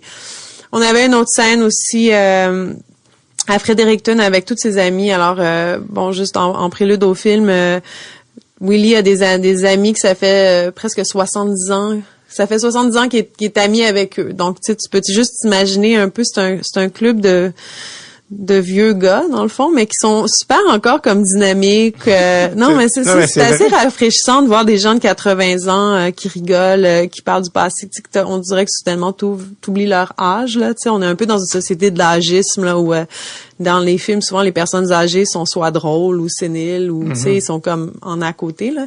Mais dans le cas de Willie, ses amis, ils étaient comme hyper dynamiques. Fait que, en tout cas, on a toute une scène où est-ce qu'on était à chaque dimanche, chaque samedi, il y avait un truc qui s'appelle le Mazuka Coffee Club, qui est organisé par ses amis depuis genre 30 ans. Puis c'est un peu drôle, mais à chaque fois que Willie est en ville, il fait un tirage. Donc, il amène des cadeaux de hockey pour tout le monde. Mais tu sais, un tirage, tu dis, bon, j'ai 3 prix, on va faire un tirage pour les 3 prix, mais Willie, lui, amène des cadeaux pour tout le monde. Mais genre, pour tout le monde. Fait que, tu sais, je pense qu'il y a genre 100 personnes qui se sont pointées au café ce matin-là, là, parce qu'ils savaient que Willie était en ville. Puis il a fait un tirage où tout le monde a gagné. Fait qu'on avait une scène où est-ce que il tire des numéros, là, des tickets, là, pendant genre, qui ça finissait plus, mais c'était juste comique parce qu'en fait, tu sais, l'idée, ça montre que Willie aussi, c'est quelqu'un qui a bon cœur, là, tu sais, il pense à tout le monde, puis que, tu sais. On laisse personne derrière. Oui, il laisse personne derrière, mais tu sais, tu fais pas un tirage quand t'as un cadeau pour tout le monde, mais, tu sais, c'était comme une belle scène. Mais ça a dû partir aussi. Fait que c'est une scène qu'on a dit goodbye. Selon toi, quand tu as identifié les thématiques principales du film, les thèmes, c'était quoi pour toi les thèmes principaux du film? Bon, c'est sûr que parler de la diversité, c'est important. Le racisme, la diversité, l'histoire, ça, c'est des thèmes comme presque obligés là, dans le cadre de l'histoire de Willie, mais il y avait d'autres thèmes qui étaient importants pour moi, surtout le thème de l'amitié, de la communauté. Dans le film, aussi le changement transgénérationnel. Je sais que ça a l'air un peu flyé comme terme, mais dans le film, il y a tout un angle où Willie retourne dans le passé et apprend, le public apprend l'histoire de ses ancêtres. Ouais. Et il y a comme toute une réalisation personnelle pour Willie à ce niveau-là. Puis la raison pour laquelle, donc on apprend que les ancêtres de Willie, l'ancêtre principal de Willie, c'était un esclave qui s'était enfui. Puis je trouvais que c'était une information importante parce que ça parlait aussi de des fois quelqu'un un de tes ancêtres qui a fait quelque chose d'important ou de brave, sans que toi tu le saches vraiment, mais qui ça peut te donner comme un peu une flamme pour faire quelque chose d'important et que toi tu vas inspirer des gens dans le futur. Tu sais, c'est des choses auxquelles on pense pas dans le moment, mais c'est toute l'idée. C'est important de savoir nos racines aussi, tu sais, puis comment on peut changer aussi le futur en faisant. Ça peut être une petite chose, mais tu sais, c'est un peu l'effet du papillon. Ouais. Puis dans le cas de Willie, lui il voulait juste jouer au hockey. Tu sais, c'était pas son objectif d'être le premier noir. Lui, il voulait juste jouer. Mais il avait son désir était puissant, puis il a réussi, puis il a accompli quelque chose d'extraordinaire. Et il a inspiré plein de gens. Puis ça se répercute dans le présent. Donc ça, c'est toutes des thématiques auxquelles qui pour moi étaient importantes. Mais l'amitié, vraiment, la communauté aussi dans le contexte. De surmonter le problème du racisme. C'est sûr que de dire le racisme, si on se rassemble tous ensemble, ça va être fini demain. Non, c'est plus compliqué que ça, comme on a discuté plus tôt, mais je pense que c'était beau de voir tu sais, dans notre film, on n'a pas le film donne vraiment la parole à Willie et aux jeunes joueurs de couleur. Mais dans le background, on a beaucoup d'amis qui sont blancs, tous ces amis étaient blancs. Puis ce qui était rafraîchissant, c'est que beaucoup de ces vieux amis, ces amis qui sont des personnes âgées, qui parlent du racisme assez ouvertement. Puis c'est assez rare. Tu sais, je pense que c'est rare de voir des personnes âgées qui vont parler de ça confortablement. Tu sais. Puis moi, je trouvais que ce que ça montrait, c'est que c'était des alliés. Puis que eux autres, ils disaient que oui, le racisme, c'est vrai, ça existe. Willie a vécu des choses vraiment difficiles. Mais nous autres, on l'aime, puis on veut vraiment l'aider il y avait pas besoin de leur aide, techniquement. Tu sais, Willie, c'est lui qui a accompli tout ce qu'il a accompli, mais c'est quand même eux qui ont soumis la candidature. Et je trouvais ça le fun que aussi ses amis de cette génération-là, qui étaient blancs, dans le sens que généralement des gens de cet âge-là se tenaient avec des gens de leur couleur de peau, en guillemets. Puis eux, ses amis ont de l'air de comme jamais avoir fait de cas de ça, puis c'était comme, c'était genre, ça aussi, je trouvais que certains auraient pu trouver que c'était trop blanc, mais je trouvais que le fait, justement, qui était justement que des gens de cette époque-là qui ont fait des jokes comment nos grands-parents sont racistes parce que c'est juste leur époque, mais eux sont juste comme non, Willy c'était notre ami, puis c'est un bon point, puis je pense que c'est inhabituel de voir des personnes âgées avec des amitiés multiculturelles. Ouais. Bon, il y a un contexte à ça, là. C'est pas comme si le Québec c'était hyper multiculturel à l'époque. Puis je pense que, mis à part les colons blancs qui étaient au Québec, bon, il y avait les Premières Nations, puis ça a pas super bien été. Ça a pas super bien été. Alors, si on parle de racisme au Canada, je dirais, c'est vraiment, ça peut vraiment être lié à l'histoire difficile et je vais dire le mot honteuse là, que le Canada a par rapport aux Premières Nations. Donc ça, c'est notre poids à nous historique. Mais au niveau de la diversité culturelle, comme quand on parle de la diversité noire-blanche, c'est quelque chose qui était moins commun.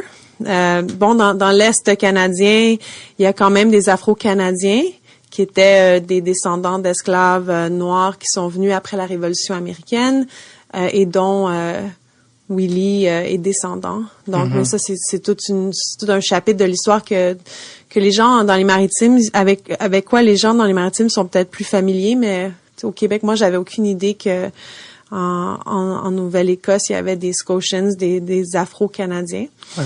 Mais donc voilà. Alors je pense que c'est beau de voir des amitiés multiculturelles qui datent des années 30 quand même. Puis je pense aussi que pour un public américain, ça va être quelque chose de surprenant parce que ça vraiment des gens qui ont 80 ans, à moins qu'ils aient été musiciens ou dans des contextes où il y avait peut-être plus d'interaction entre les races, c'était vraiment pas commun. Donc c'est vrai que c'est beau de voir que il y avait quand même ça existait quand même à l'époque. Toi, avec le film que tu voulais faire, avec les choses dont tu voulais raconter sur Willy, oui, ça doit être de l'eau. C'est quoi dans le contexte qu'on parle dans l'histoire autant créative de ce que tu veux raconter versus aussi la difficulté technique, tout ça, ça a été quoi au total en faisant le film selon toi ce qui a été le plus gros défi que probablement tu n'avais pas anticipé évidemment parce que c'est la vie, c'est qu'il y a des défis qui arrivent qui fait que tu fais hey shit, ça c'est plus tough que je pensais, mais faire le film, qu'est-ce qui a été le plus difficile dans ce film-là? Ben, c'est vrai que quand on a dit qu'on va faire le film sur Willy, c'est vrai que j'avais écrit le film en assumant, en disant Willy va recevoir l'appel. Donc la manière dont ça fonctionne, encore pour le public qui est peut-être pas au courant comment ça marche, le Temple de la Renommée, ils ont un meeting annuel où est-ce qu'ils décident le jour même qui va être intronisé et téléphone les heureux élus le jour même. Tout ça se passe le 26 juin à chaque année. Donc, il y a quand même au cours de l'année toutes sortes de lobbying qui se produisent. Il y a des choses qui se passent en arrière-plan. Tu peux soumettre la candidature d'une personne que tu aimerais voir au temple, mais il y a aucune certitude. Donc pour nous, on a dit bon ben, tu sais, moi je me suis dit bon, que Willy reçoive l'appel ou pas. Ça va être une histoire inspirante. Parce que s'il reçoit pas l'appel, ça va être une histoire aussi parce que bon, ça fait 60 ans. Il y a plein de gens qui se sont ralliés derrière la cause. Puis ça a plus rapport avec le hockey, là. Tu sais, c'est comme, faut célébrer quelqu'un qui est un héros, qui a fait quelque chose d'incroyable à une époque où c'était pas possible, où on pensait que c'était pas possible dans le milieu des années 50, qui était une période vraiment difficile au niveau des relations raciales aux États-Unis. Donc là, ça fait 60 ans, c'est le moment de célébrer cette personne.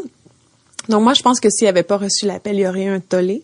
Mais donc, alors on est... ben, ça aurait aussi donné un autre sens au documentaire, c'est-à-dire, ben voyez, c'est pas fini, le combat est pas gagné. Ça ramenait un autre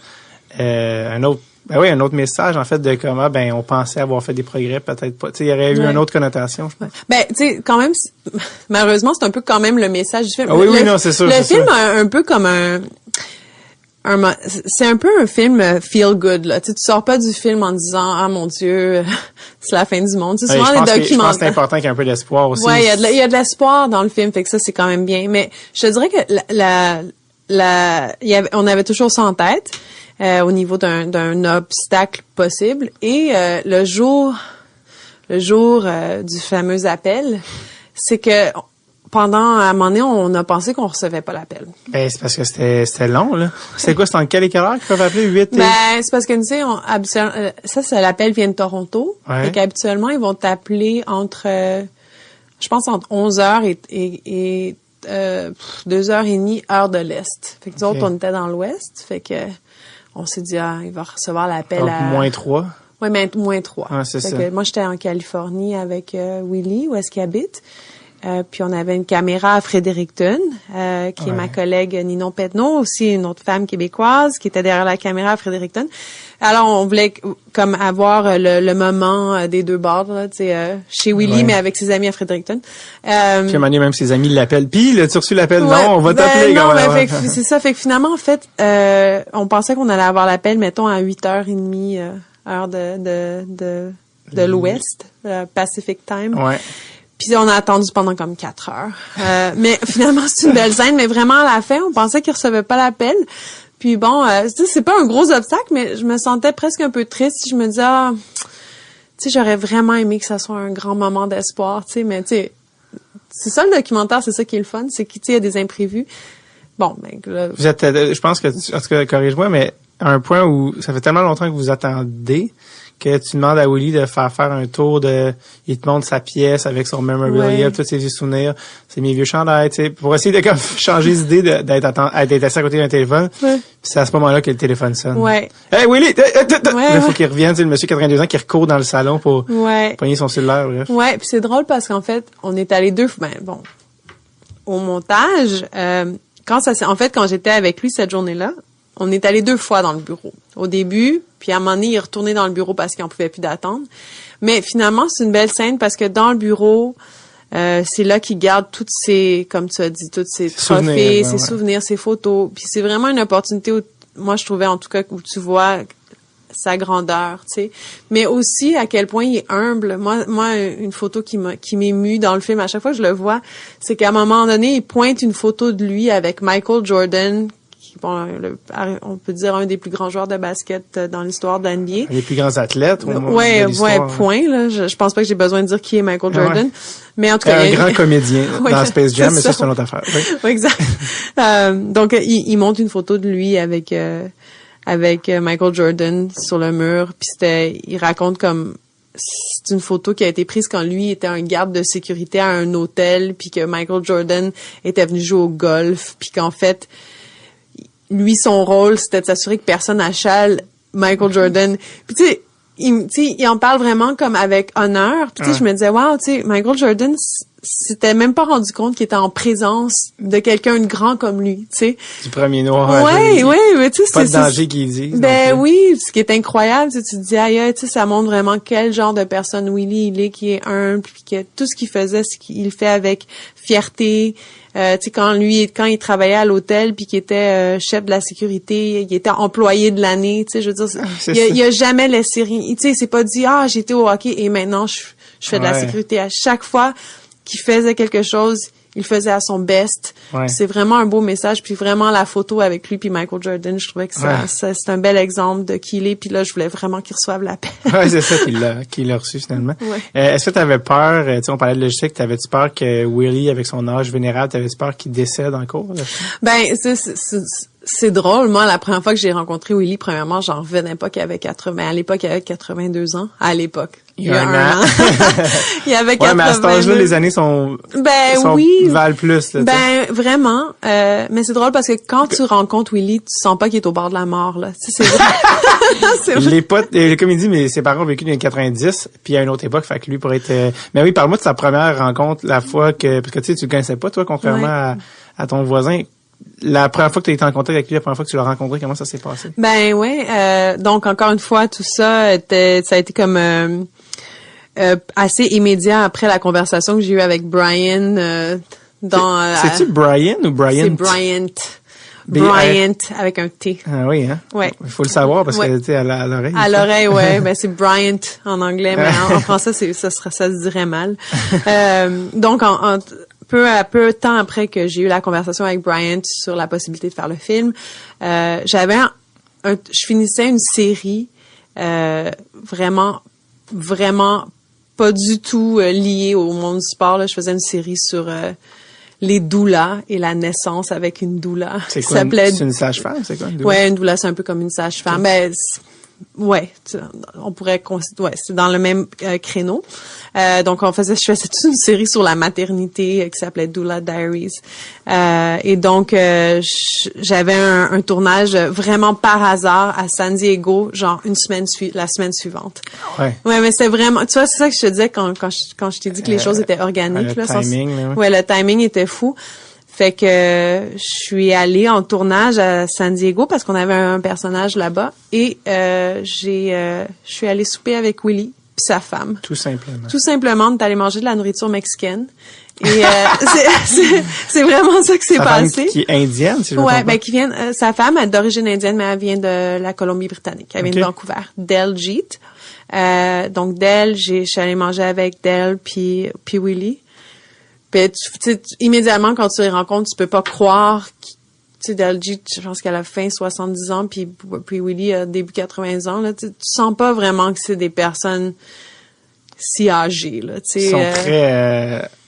Ils sont très on, là, tu sais. Ouais, ils sont tout là, mais aussi physiquement. Ouais, mais ils sont vite, dans le sens que tu vois qu'ils disent pas, je vais m'asseoir tranquille. Tu sais, ils sont comme, il y a comme une drive, là, tu sais. Ouais, non, mais vraiment, puis même Del, là, si je me dis, wow, quand je vais avoir 78 ans, je veux être comme Del, là, vraiment.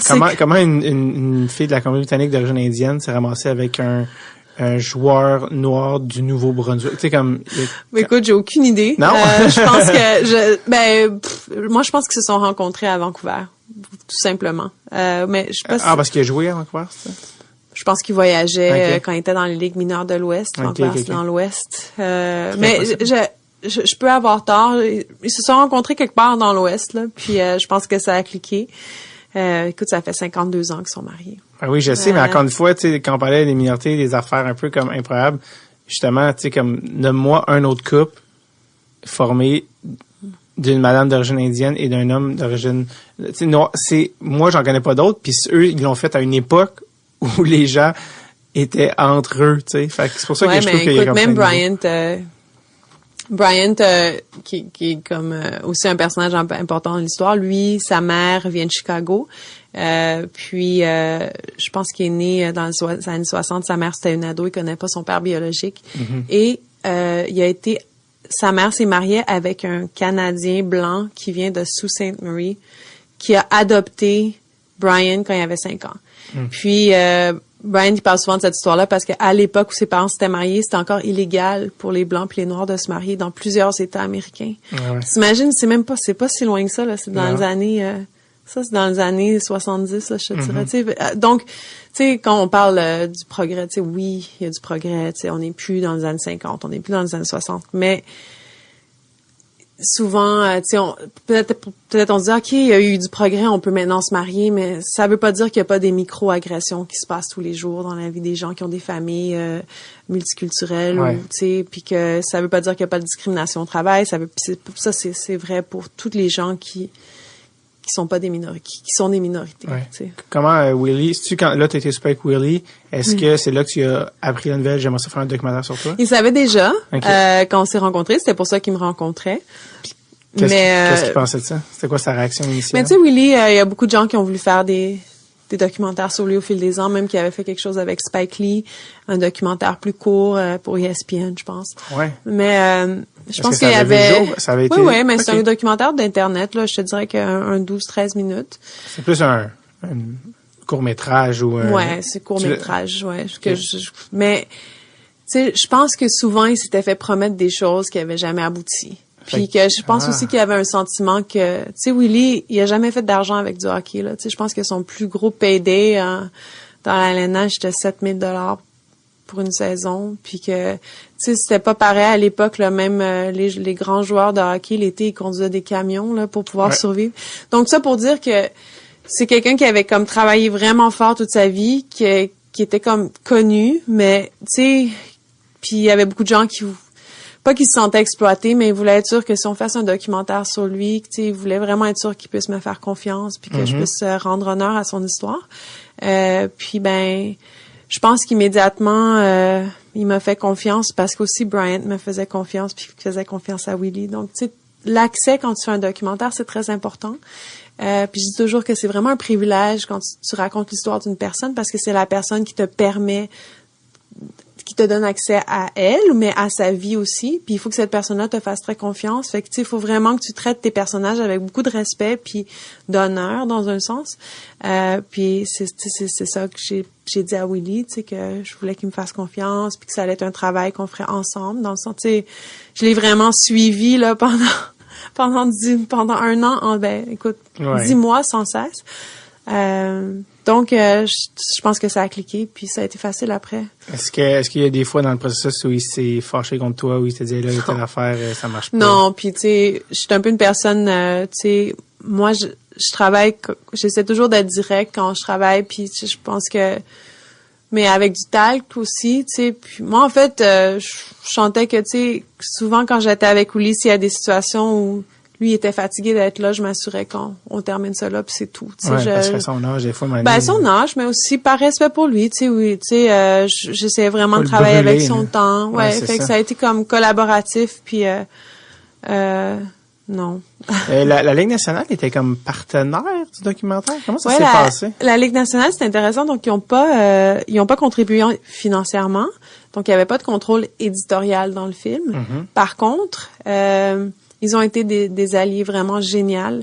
Je dis ça parce que je pense qu'ils ont vu beaucoup de potentiel dans le projet. Ils aimaient le message. Ils trouvaient que c'était important que l'histoire de Willie soit racontée. Puis probablement, ils trouvaient que c'était important que ce soit raconté par par quelqu'un d'autre externe. Donc, la manière dont ils ont contribué, c'est qu'ils m'ont donné... Bon, Willie travaille, en fait, pour la LNH. Donc, c'est un employé. Oui, c'est un employé de la LNH. Donc, ils m'ont vraiment... C'est un ambassadeur? C'est quoi son titre d'employé aujourd'hui? Je pense qu'il est directeur du programme de diversité Hockey is for Everyone, qui est l'initiative spécialement axée sur les jeunes pour les minorités. Renforcer la diversité dans le hockey. Donc, ça veut pas juste dire pour les jeunes noirs, c'est pour... c'est pour tout le monde, en fait. Tu sais, la majorité des programmes de diversité, c'est pour franchir les barrières raciales, mais aussi les barrières socio-économiques. Donc, dans des endroits où les enfants ont peut-être pas les moyens de se payer d'équipements de hockey, tout ça. Donc, bref, ils travaillent encore. Ouais, ils travaillent toujours à la LNH. Donc, la LNH m'a donné l'accès et ils nous ont donné tous les matériels d'archives qui a été vraiment... Parce que moi, quand je regardais le documentaire, on en parlait juste avant de commencer, j'étais comme, parce que des archives, parce que c'est ça, c'est que tu utilises beaucoup dans un documentaire des voix off, des entrevues, mais il faut que tu, entre guillemets, remplisses là, l'image avec beaucoup que ce soit quand il va, tu sais, du vintage baseball, quand il va jouer au baseball aux États-Unis, de hockey, des images, pas réutiliser les mêmes images, essayer de pas réutiliser les mêmes images, les photos de lui, puis il a pas joué non plus 2000 games, il faut que tu aies des games aussi que tu veux. Eux, en fait, aussi, quand tu vas chercher les photos d'Evante Smith-Pelly qui marque des buts, tout ça c'est toute la Ligue nationale, Wayne Simmons. Puis ils t'ont aussi donné accès à des personnes interviewées, comme Gary Bettman, qui est non seulement commissaire, mais qui a été intronisé en plus étrangement la même année. Ouais, mais c'était un fluke, là. Ouais, ça c'est vraiment un hasard, mais je trouve ça quand même drôle que le commissaire est intronisé comme en même temps que le gars que ça fait comme 60 ans qu'il est pas intronisé. Ouais, mais tu sais. Wayne Gretzky aussi. Ouais, Wayne Gretzky dans le film. T'as eu accès à, est-ce que c'est toi qui décidais? Est-ce que tu soumettais une liste de noms? Moi, je veux avoir Wayne Gretzky, je veux avoir les joueurs noirs actuels, je veux le commissaire. C'est drôle. En fait, des accès aux joueurs, contrairement à ce qu'on peut penser, c'est pas nécessairement la LNH qui organise. Ils peuvent aider, ils peuvent faciliter. Mais une des personnes qui était aussi une alliée du film, c'est Eustace King, qui est un des seuls agents de joueurs noirs dans la Ligue nationale, donc qui est l'agent de TJ Oshie, qui est l'agent de Devante Smith-Pelly, de Wayne Simmons, qui est aussi un type vraiment chouette, puis qui est un bon ami de Bryant. Évidemment. En fait, Bryant qui a été comme un peu un pionnier, si je peux dire, à la LNH, étant le premier noir dans une position exécutive.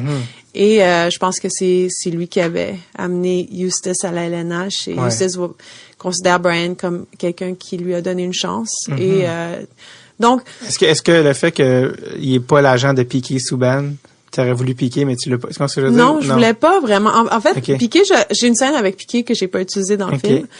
J'ai fait un choix. Je voulais avoir Devontae Smith-Pelly justement parce que ce qui s'était passé en 2018 avec lui, le fait qu'à Chicago, il s'était fait...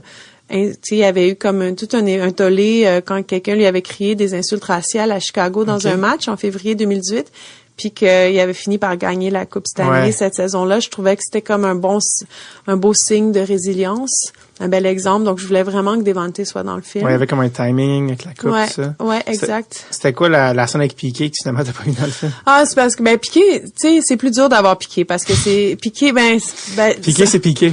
Mais en même temps, c'est quelqu'un qui est, je dirais la plus grosse célébrité, c'est vraiment une célébrité qui est en dehors même du monde du hockey. C'est quelqu'un qui est assez connu, là. Donc, il est plus dur d'accès. Mais il a été super fin. Je veux pas non plus lui donner un bad rap. Là, j'avais une scène où il a accepté d'être dans le film. On a une scène, c'était à Vegas, justement, où est-ce que, il rencontrait Willie, genre on avait une scène où est-ce qu'ils se rencontraient, puis ils jasaient, mais c'était pas genre, tu sais, des fois, j'ai 8 heures de footage, là. J'ai 8 heures d'images, fait qu'il y a des images qu'on coupe, des images qu'on garde. 8 heures. Ouais, on a filmé vraiment beaucoup, fait que...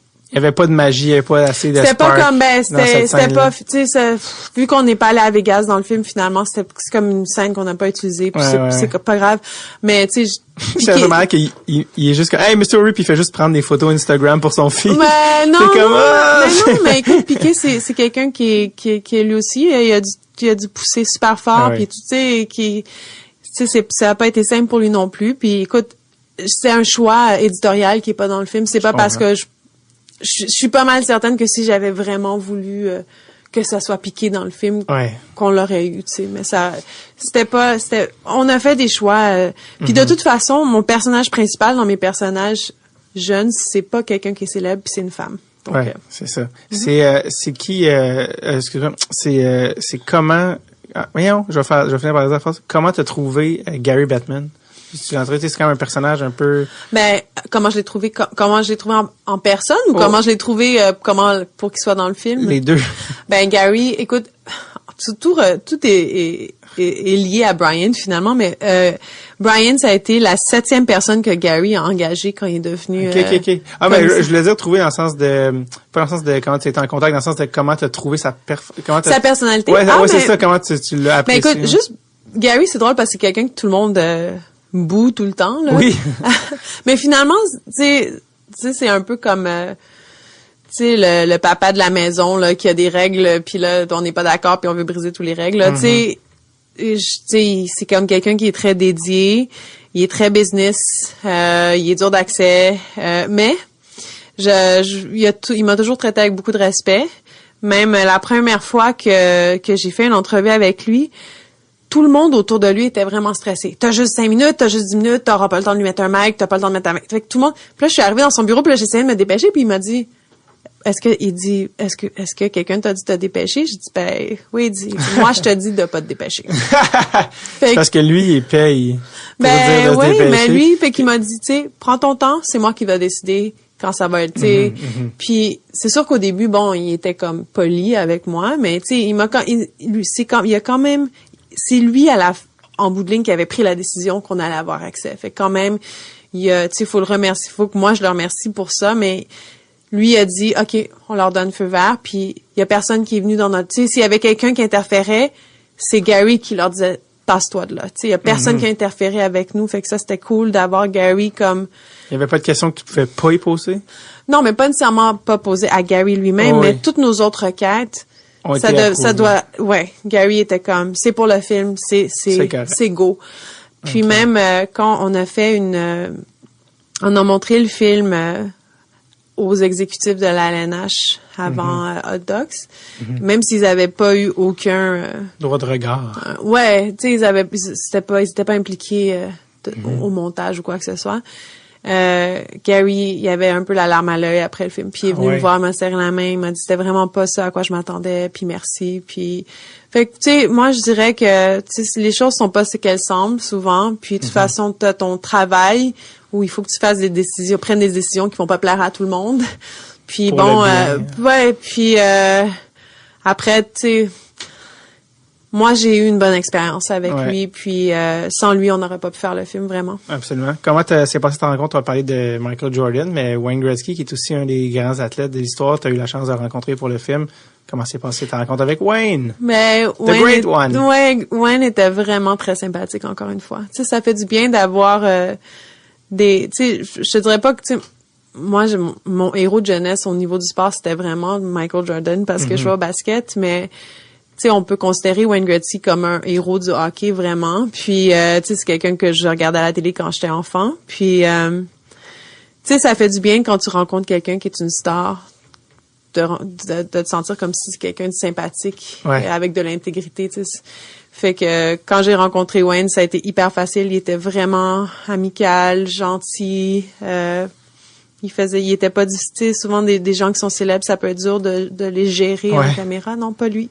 Vraiment j'ai rien de mal à dire avec Wayne. Il a été super du début à la fin. Son assistant était bien plus stressé que lui. C'est toujours les assistants qui sont moins stressés. Ouais, parce qu'ils perdent leur job dans 15 minutes. Ben, peut-être, mais écoute, ça a été, C'est aussi eux qui sont, en guillemets, qui sont payés pour faire le mauvais rôle, là. C'est-à-dire que, eux sont là, c'est pas à Wayne Gretzky de dire de te dépêcher. C'est à son assistant. Exact. Puis Wayne Gretzky, au pire, il a l'air de la bonne personne qui fait comme, non, c'est chill. Tu vois, c'est bien parfait comme ça. Ben non, écoute, c'est super sympathique. Puis en plus, Bryant était là, puis Bryant vient de Sault Ste. Marie, puis c'est là, il a joué junior.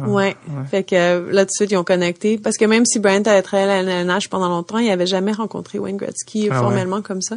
Il a capoté. Non, parce que Bryant, comme je t'ai dit, pourrait m'avoir un souper avec le pape, là. Il est de même avec Obama. Presque. Il est allé à l'école avec lui. Bon, c'est ça. C'est même pas une joke. Tu dis ça au hasard. Ben, c'est parce que oui. Parce que, ils sont allés à Harvard ensemble. Ah, ça, c'est vraiment drôle.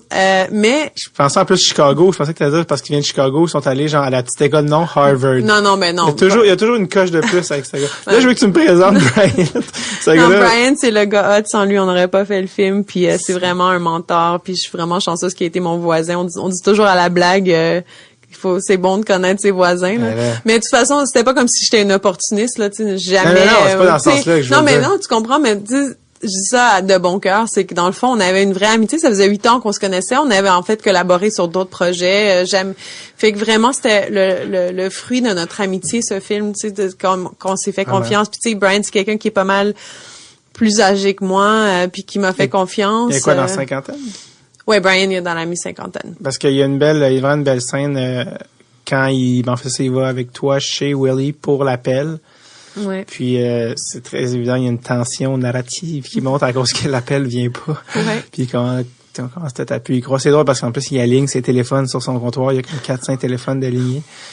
Et puis la scène favorite de tout le monde. Ouais, c'est ça. Ben je pense que c'est le climax émotif. Ouais, je pense que c'est la scène j'allais dire en guillemets là, c'est parce que j'allais dire un référent mais que t'as pas mais j'allais dire la scène TVA, la scène la grande nature, c'est quoi la nature? En tout cas, il y a une show à TVA le dimanche soir qui fait pleurer le monde, mais c'est comme vraiment la scène où là justement Brian a la larme à l'œil quand il voit il répond, il se fait dire oui tout ça. Puis ils veulent le mettre sur speakerphone mais il est comme tu sais un monsieur de 82 ans puis quelqu'un qui appuie sur le téléphone puis en même temps qu'il se fait dire que c'est comme l'espèce de manque de fluidité qui est on ne peut plus naturel d'une certaine manière. Puis ça c'est vraiment évident l'émotion qui vient c'est la scène qui vient chercher l'émotion, surtout qu'après ça, faut qu'il appelle au Nouveau-Brunswick pour leur annoncer la nouvelle.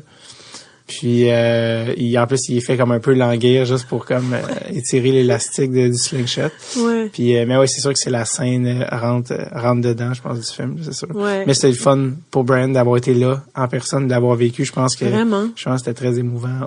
Autant pour lui que pour nous, en tout cas. Ouais, c'était vrai, en plus. Brian, il dit qu'il avait pas pleuré depuis que ses enfants étaient nés. Puis écoute, tu sais, le fait que Willie soit intronisé, ça envoie un message... je sais pas, c'était un message fort, tu sais, pour Brian. Lui aussi, il avait grandi, il a joué au hockey toute sa vie, il a été souvent le seul noir dans toutes ses équipes. Pour lui, c'était fort, c'était important. Puis, il y a pas de mots pour expliquer ça, tu sais. C'était. Puis Puis ses larmes, je pense que c'est juste assez pour montrer à quel point c'était comme un objectif accompli, puis pas sans peine, tu sais, je veux dire. Donc, ouais. Comment t'as trouvé ça, la cérémonie au Hall of Fame? Ben, c'est drôle parce que j'avais pas le droit de filmer la cérémonie en tant que telle. Il a fallu qu'on... parce que c'est TSN qui a les droits. Okay. Fait que tout ce qui se passe... Vous voulez pas... Avez-vous fait une demande ou non pour les droits? Oui, mais c'était pas... la TSN a une entente avec le Temple de la Renommée, donc c'est eux qui ont tous les droits sur la cérémonie en tant que telle. Donc, je pouvais filmer le tapis rouge, tu sais, comme des trucs d'ambiance avant, mais la cérémonie en tant que telle, ouais, j'avais pas le droit de filmer. Est-ce que tu as voulu demander les droits à TSN pour ça? Oui, ben dans le film, on a dû, ça c'est des images pour lesquelles il a fallu qu'on paye. OK. Il y en a pas beaucoup, là, mais tu sais, c'est des images, je pense qu'on le voit aussi que c'est des images un peu différentes de ce qu'on a filmé, là. C'est très télé, là. Il y a genre des fades, là, puis ça fait un peu, c'est un petit peu plus granuleux, là. Ouais. Donc, ça, c'est à voir. Y a-tu quelque chose, dans toute cette espèce d'épopée-là, t'as-tu des regrets de trucs que t'aurais aimé faire ou des trucs que tu fais, j'aurais aimé ça qu'il y ait ça, mais ça n'a pas marché pour telle affaire ou quelque chose que t'aurais aimé qu'il soit dans le film? Ou... Ben, écoute, je veux pas avoir l'air trop trop confiante. Bébé. Non, moi je suis super fière du film. Ouais. Je suis super fière du film. Je suis vraiment, pour moi c'était tellement un privilège. J'ai travaillé avec des gens vraiment super. Tous les gens qui ont travaillé avec moi, ils l'ont fait avec beaucoup de cœur, beaucoup d'énergie. Je voulais m'assurer d'engager une majorité de femmes puis de femmes de couleur pour travailler avec moi. Je trouvais que c'était important d'avoir de la diversité dans notre équipe parce que souvent, c'est pas nous le premier choix pour faire un film de sport, mais je trouvais justement que c'était peut-être nécessaire que ça soit une équipe qui ait plus de diversité pour parler de l'histoire de Willie puis avoir peut-être un peu plus de sensibilité. Qui est comme l'essence du message. Exact. Puis je suis pas mal sûre que si ça avait pas été une femme ou qui avait réalisé le film, il y aurait peut-être pas eu de femmes dans le film aussi. J'avais pas envie que ça soit une histoire de dude. Non, mais c'est vrai. C'est drôle parce que c'est drôle qu'on pense. C'est que ça devrait être ça le slogan sur le poster. J'avais pas envie que ce soit une histoire de dude. Non, mais c'est parce que souvent dans les films de sport, on se voit pas, ou même il y a pas de femmes, mais tu sais c'est pas, je veux pas. Donc en tout cas, puis dans mon équipe, je voulais être sûre qu'il y ait des gens de la communauté gay, qui soient LGBTQ, qui soient représentés aussi. Donc je suis vraiment fière de ça. Puis je pense qu'ensemble on a fait un vraiment beau film. Puis il y a rien que je regrette vraiment. Même des fois je trouve qu'on a touché à plein de points. Puis quand on le montre on a montré le film à des publics assez divers. Ouais, quelle a été la réaction? Puis les réactions sont les gens sont toujours touchés, il y a toujours des larmes, les gens ont envie de discuter après, les gens ont des questions. C'est des témoignages de gens qui t'ont un petit peu plus marqué que d'autres? Ouais, vraiment. Quand on était à Hot Dogs, donc on n'a pas parlé de ça dans l'entrevue, mais Willie était aveugle d'un œil aussi, puis comme. Ouais, ça c'est un autre affaire. Ouais, il y a comme plein d'affaires. Ouais, c'est ça. Mais Willie, puis en plus vous en parlez tard dans le documentaire. Ben, c'est un choix. Genre, ouais, c'est ça, genre aux trois quarts. Oh, by the way, il voit pas de l'œil droit, quoi. Ouais, c'était un choix qu'on a fait. D'ailleurs, c'est Rosella qui avait suggéré de faire ça, mais c'était un choix parce qu'on se disait, tu sais, on peut pas tout dire au début, tu sais, il faut que t'aies des reveals. Ouais, des reveals. Fait que, en tout cas. Des punchs un peu. Ouais, c'était vraiment des punchs, puis. Donc après la projection à Hot Dogs, il y a un jeune homme qui est venu me voir, il m'a dit moi je suis autiste, puis quand j'étais jeune, je voulais jouer au hockey, puis j'ai réussi à jouer au hockey, puis de savoir que Willie était aveugle, puis qui avait un handicap, qui a quand même réussi, il dit ça me touche vraiment beaucoup. Puis tu sais, je voyais qu'il y avait de la misère tu sais, lui, il y avait probablement de la misère avec le langage, puis tu sais, il m'a dit ça, puis tu sais, ça m'a vraiment ému que lui, c'est pour ça que ça l'avait touché. Tu sais, puis c'était, fait que je pense qu'il y en a un peu pour tout le monde dans le film. Tout le monde peut s'identifier ou se reconnaître. Fait que. Puis la question à 2000 pièces ou plus, en fait à 500 000, c'est le prix du documentaire. Comment Willie a trouvé son documentaire? Parce que tu veux pas qu'il l'aime pas, là. Non, ben Willie, il était là à la première. On a fait notre première à Toronto, c'était sold out. Dans le cadre de Hot Dogs. Puis je pense qu'il a pleuré la moitié du temps. Puis tu sais, c'est touchant de voir quelqu'un, tu sais, il en a vu d'autres, là. Willie en a vu d'autres. Ça a pas été facile. Il y a eu beaucoup de hauts et des bas, mais quand on a fait la question-réponse, après, on est tous montés sur la scène. Puis Anson Carter aussi était là. L'ancien joueur. Ouais, Anson Carter qui est un ancien joueur de la LNH noire, qui est un allié du film aussi. Il a accepté d'être notre médiateur dans la question-réponse après, qui est vraiment génial, je l'adore. C'était comme l'animateur. Ça? Ouais, un peu. Ben, tu sais, c'est lui qui a comme qui était un peu, qui gérait les questions-réponses. Ouais, le MC. Puis quand il a demandé à Willie il dit j'avais une petite serviette, il dit pour essuyer mes yeux. Puis il dit tout le long ma serviette était trop mouillée là, j'étais pas capable. Fait que je pense que ça l'a ému, puis je pense qu'il est fier. Puis même le lendemain, on a montré le film à des étudiants.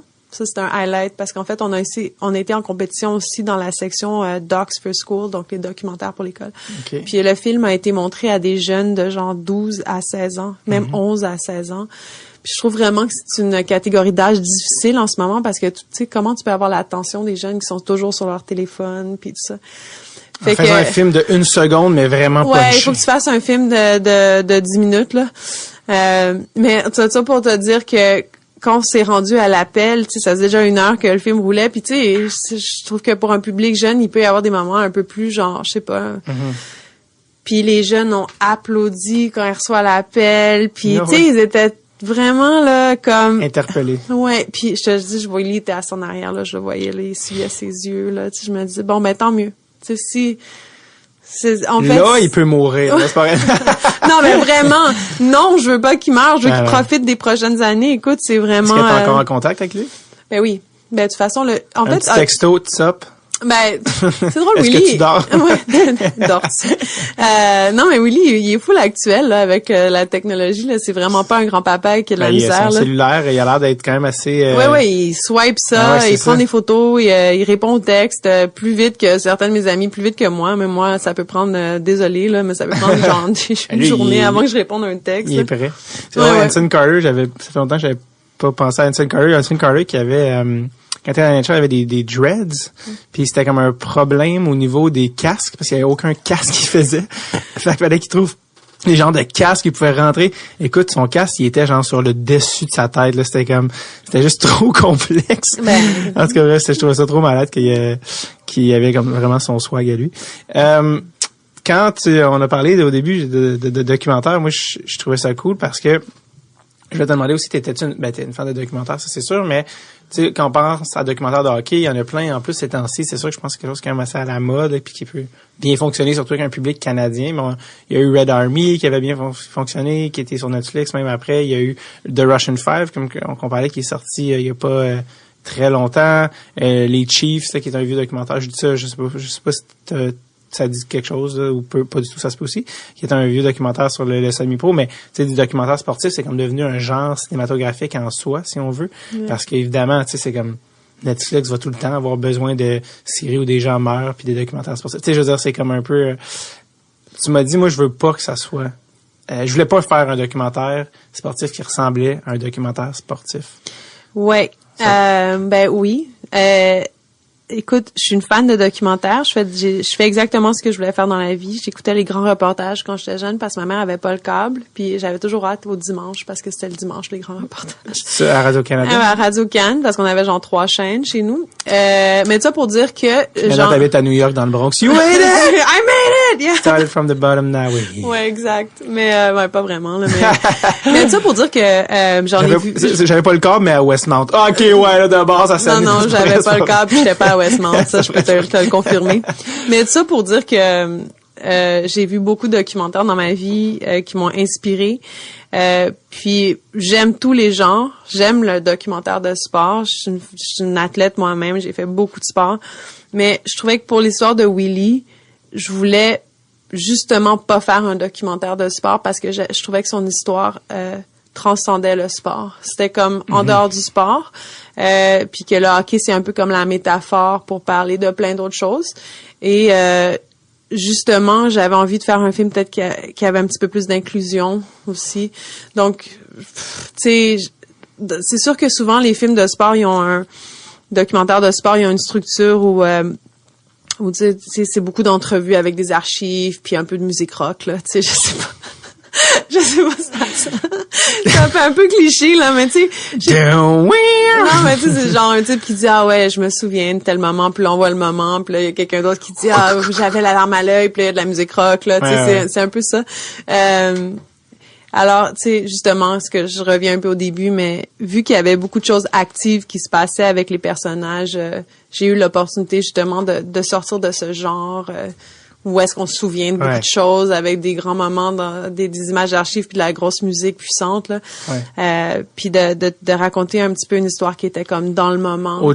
Une histoire qui allait au-delà du sport. Ouais, puis c'est ça. Fait que j'ai eu la chance de faire ça, puis c'est ça que je voulais faire. Puis je pense qu'on a réussi. Je pense que c'est un film qui parle de sport, où il y a un élément sportif important. Le hockey, c'est ce qui lie le film, mais c'est pas un film de sport. Ouais. Est-ce que tu avais vu des documentaires de sport comme genre Red Army, c'est quelque chose que tu avais vu ou...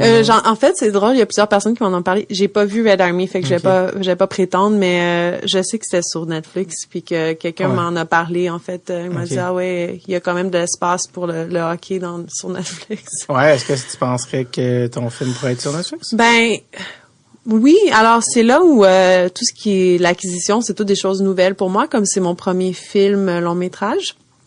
Donc là, parce qu'en termes de distribution. Exact. Donc depuis Netflix puis toutes les plateformes de distribution comme ça a changé un peu la manière traditionnelle de faire les choses. À l'époque, tu faisais un film, tu fais une sortie en salle, et après tu vendais ton film à la télé ou en VHS ou sur DVD ou whatever. Tu avais différentes sources de revenus. Avec les plateformes comme Netflix, Amazon, puis là, il y a Apple qui s'en vient, Disney, tout ça.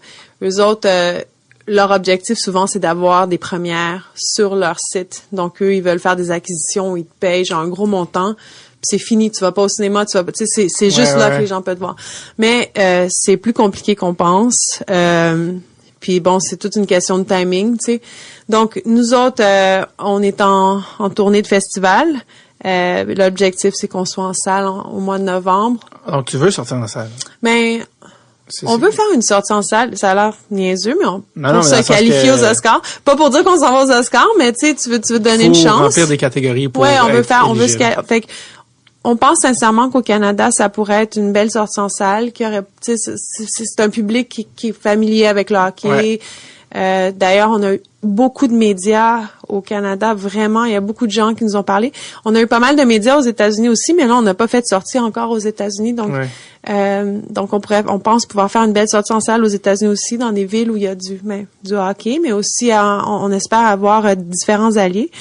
Après, qui sait, peut-être qu'on va avoir une acquisition avant ça, puis que peut-être qu'on va finir sur Netflix ou Amazon ou autre.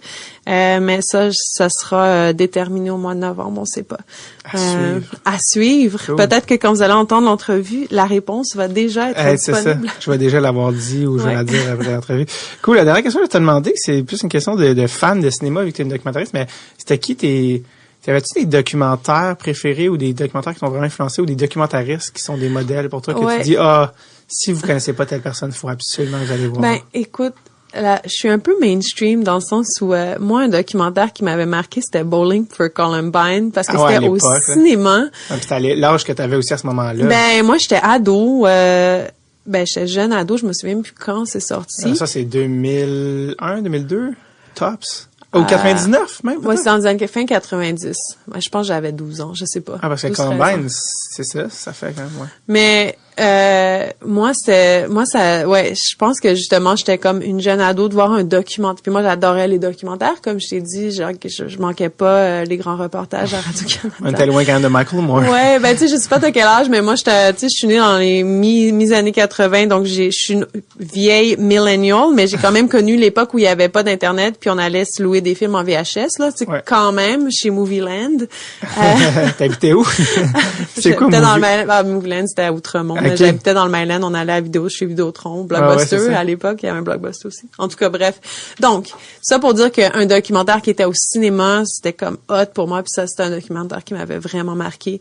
Après, est-ce que je peux te dire, j'ai étudié j'ai pris des cours de documentaire à l'université, tu sais, j'ai connu plein d'autres, mais je suis pas quelqu'un qui est comme je peux pas te dire genre telle personne m'a vraiment influencé.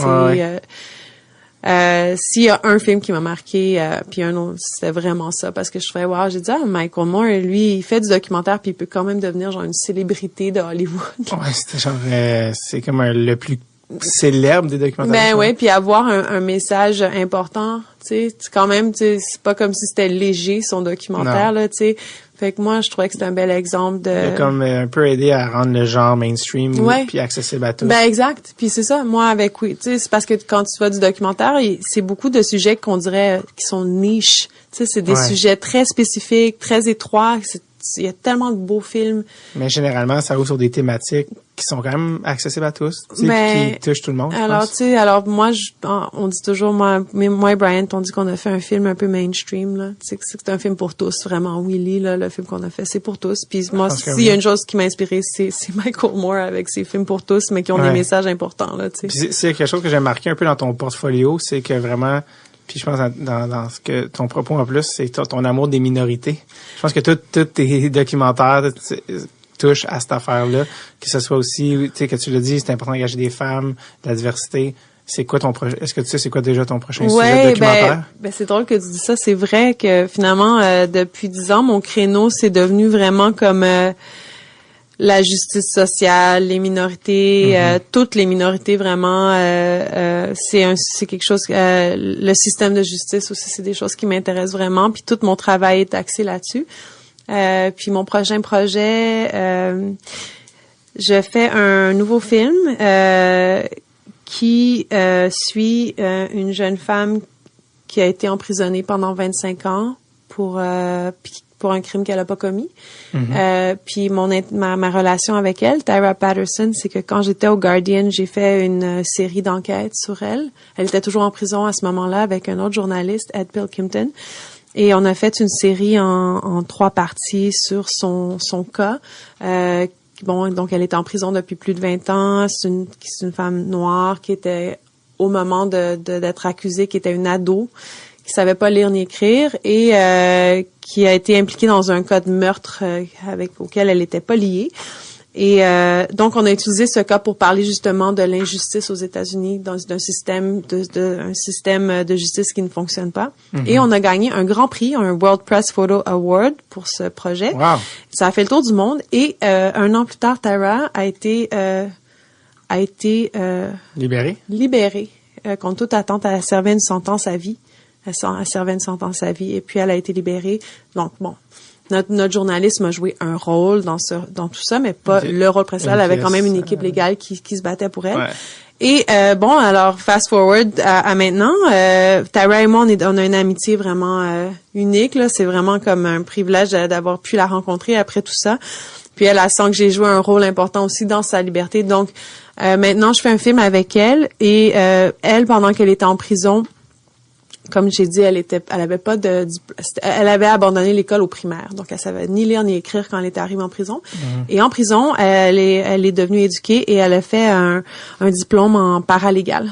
Et maintenant qu'elle est libre depuis 1 an et quelque peu, 1 an et demi, je pense, elle se bat pour des gens comme elle, qui ont qui sont en prison pour des longues périodes, avec sans être coupable. Donc là, je vais la suivre. Donc c'est pas encore commencé le tournage. Ouais, on a commencé. Vous avez commencé, ok. Ouais, donc je veux enfin que Tyra puisse parler de son histoire, qui est une histoire vraiment abracadabrante avec il y a une sorte de meurtre, il y a toutes sortes de choses folles, mais le fait qu'elle a été prise en prison pendant 25 ans et l'arc narratif, c'est qui est comme en avant-plan, c'est que elle maintenant suit un cas d'une femme comme elle qui est en prison. C'est comme la poupée russe, si on veut. Un peu comme Willy, donc on a une histoire comme en avant-plan qui est active. Donc je vais suivre un cas avec une femme qui est en prison, puis il y a toutes les et puis en arrière-plan, on va parler de l'histoire de Tyra qui est liée à cette histoire. Et on va mettre ça dans le contexte du système de justice actuel, puis ce qui marche, puis ce qui marche pas. Wow, j'ai hâte de voir ça. Est-ce que tu as déjà un titre? Non, j'ai pas de titre. C'est vraiment encore... Là, mais là, contrairement à Willy, j'ai pas eu quelqu'un qui m'a appelé pour me dire c'est financé, allons-y. Ouais, là, c'est ça. Là, je le fais. Back to the real world. Ouais, là, je suis back to the real world. Là, sauf qu'en même temps, je te demanderai pas comment tu as rencontré Tara. Je sais sûrement que Brian te l'a présenté. Une amie de longue date. Non, ça, c'était Tara, c'était pas Brian. Ils jouaient à pétanque ensemble quand il y avait 9 ans. Ouais, exact. Donc, écoute, merci beaucoup, Laurence. Je pense qu'on a fait le tour, plus que le tour. Ça fait, tu sais combien de temps qu'on parle? 2 heures, genre. 1h30, ouais. Okay. Fait que, mais ça a-tu paru là? Non, pas du tout. Okay. 9 heures. Ah non, juste 1h30. Non, c'est pas vrai. Cool, merci. Bon retour à Montréal. Merci. Vraiment beaucoup. C'est quoi, y a-tu une chose que tu t'ennuies de Montréal qu'il faut que tu fasses quand tu reviens?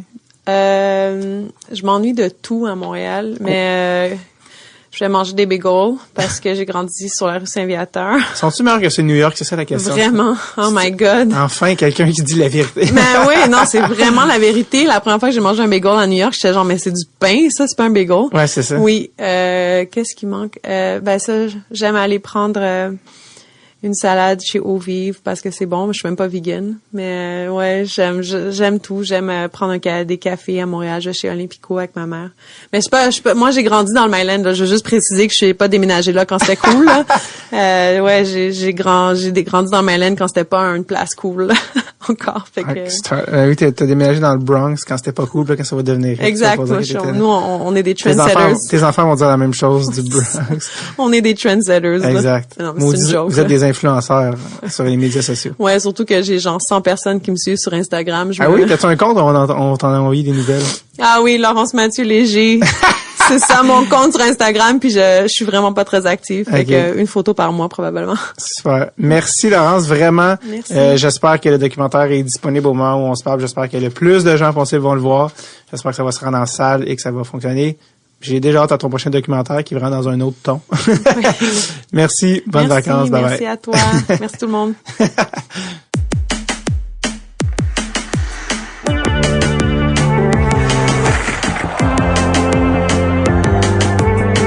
Merci énormément à Laurence Mathieu Léger d'être passé. Je vous rappelle, si vous écoutez ceci le 24 février, date de diffusion originale, le film est ce soir en salle au cinéma. Allez au willydog.com, voir s'il reste des billets, si vous pouvez aller voir ça. Sinon, pas de panique, je vous tiens au courant pour la date de diffusion à la télé canadienne. Ça va se faire dans les prochaines semaines. Donc, je vous tiens au courant par les médias sociaux. Ça va être avec grand plaisir. Sinon, passez une excellente semaine et vivez votre vie, pas celle d'un autre. OK, bye bye now, bye bye.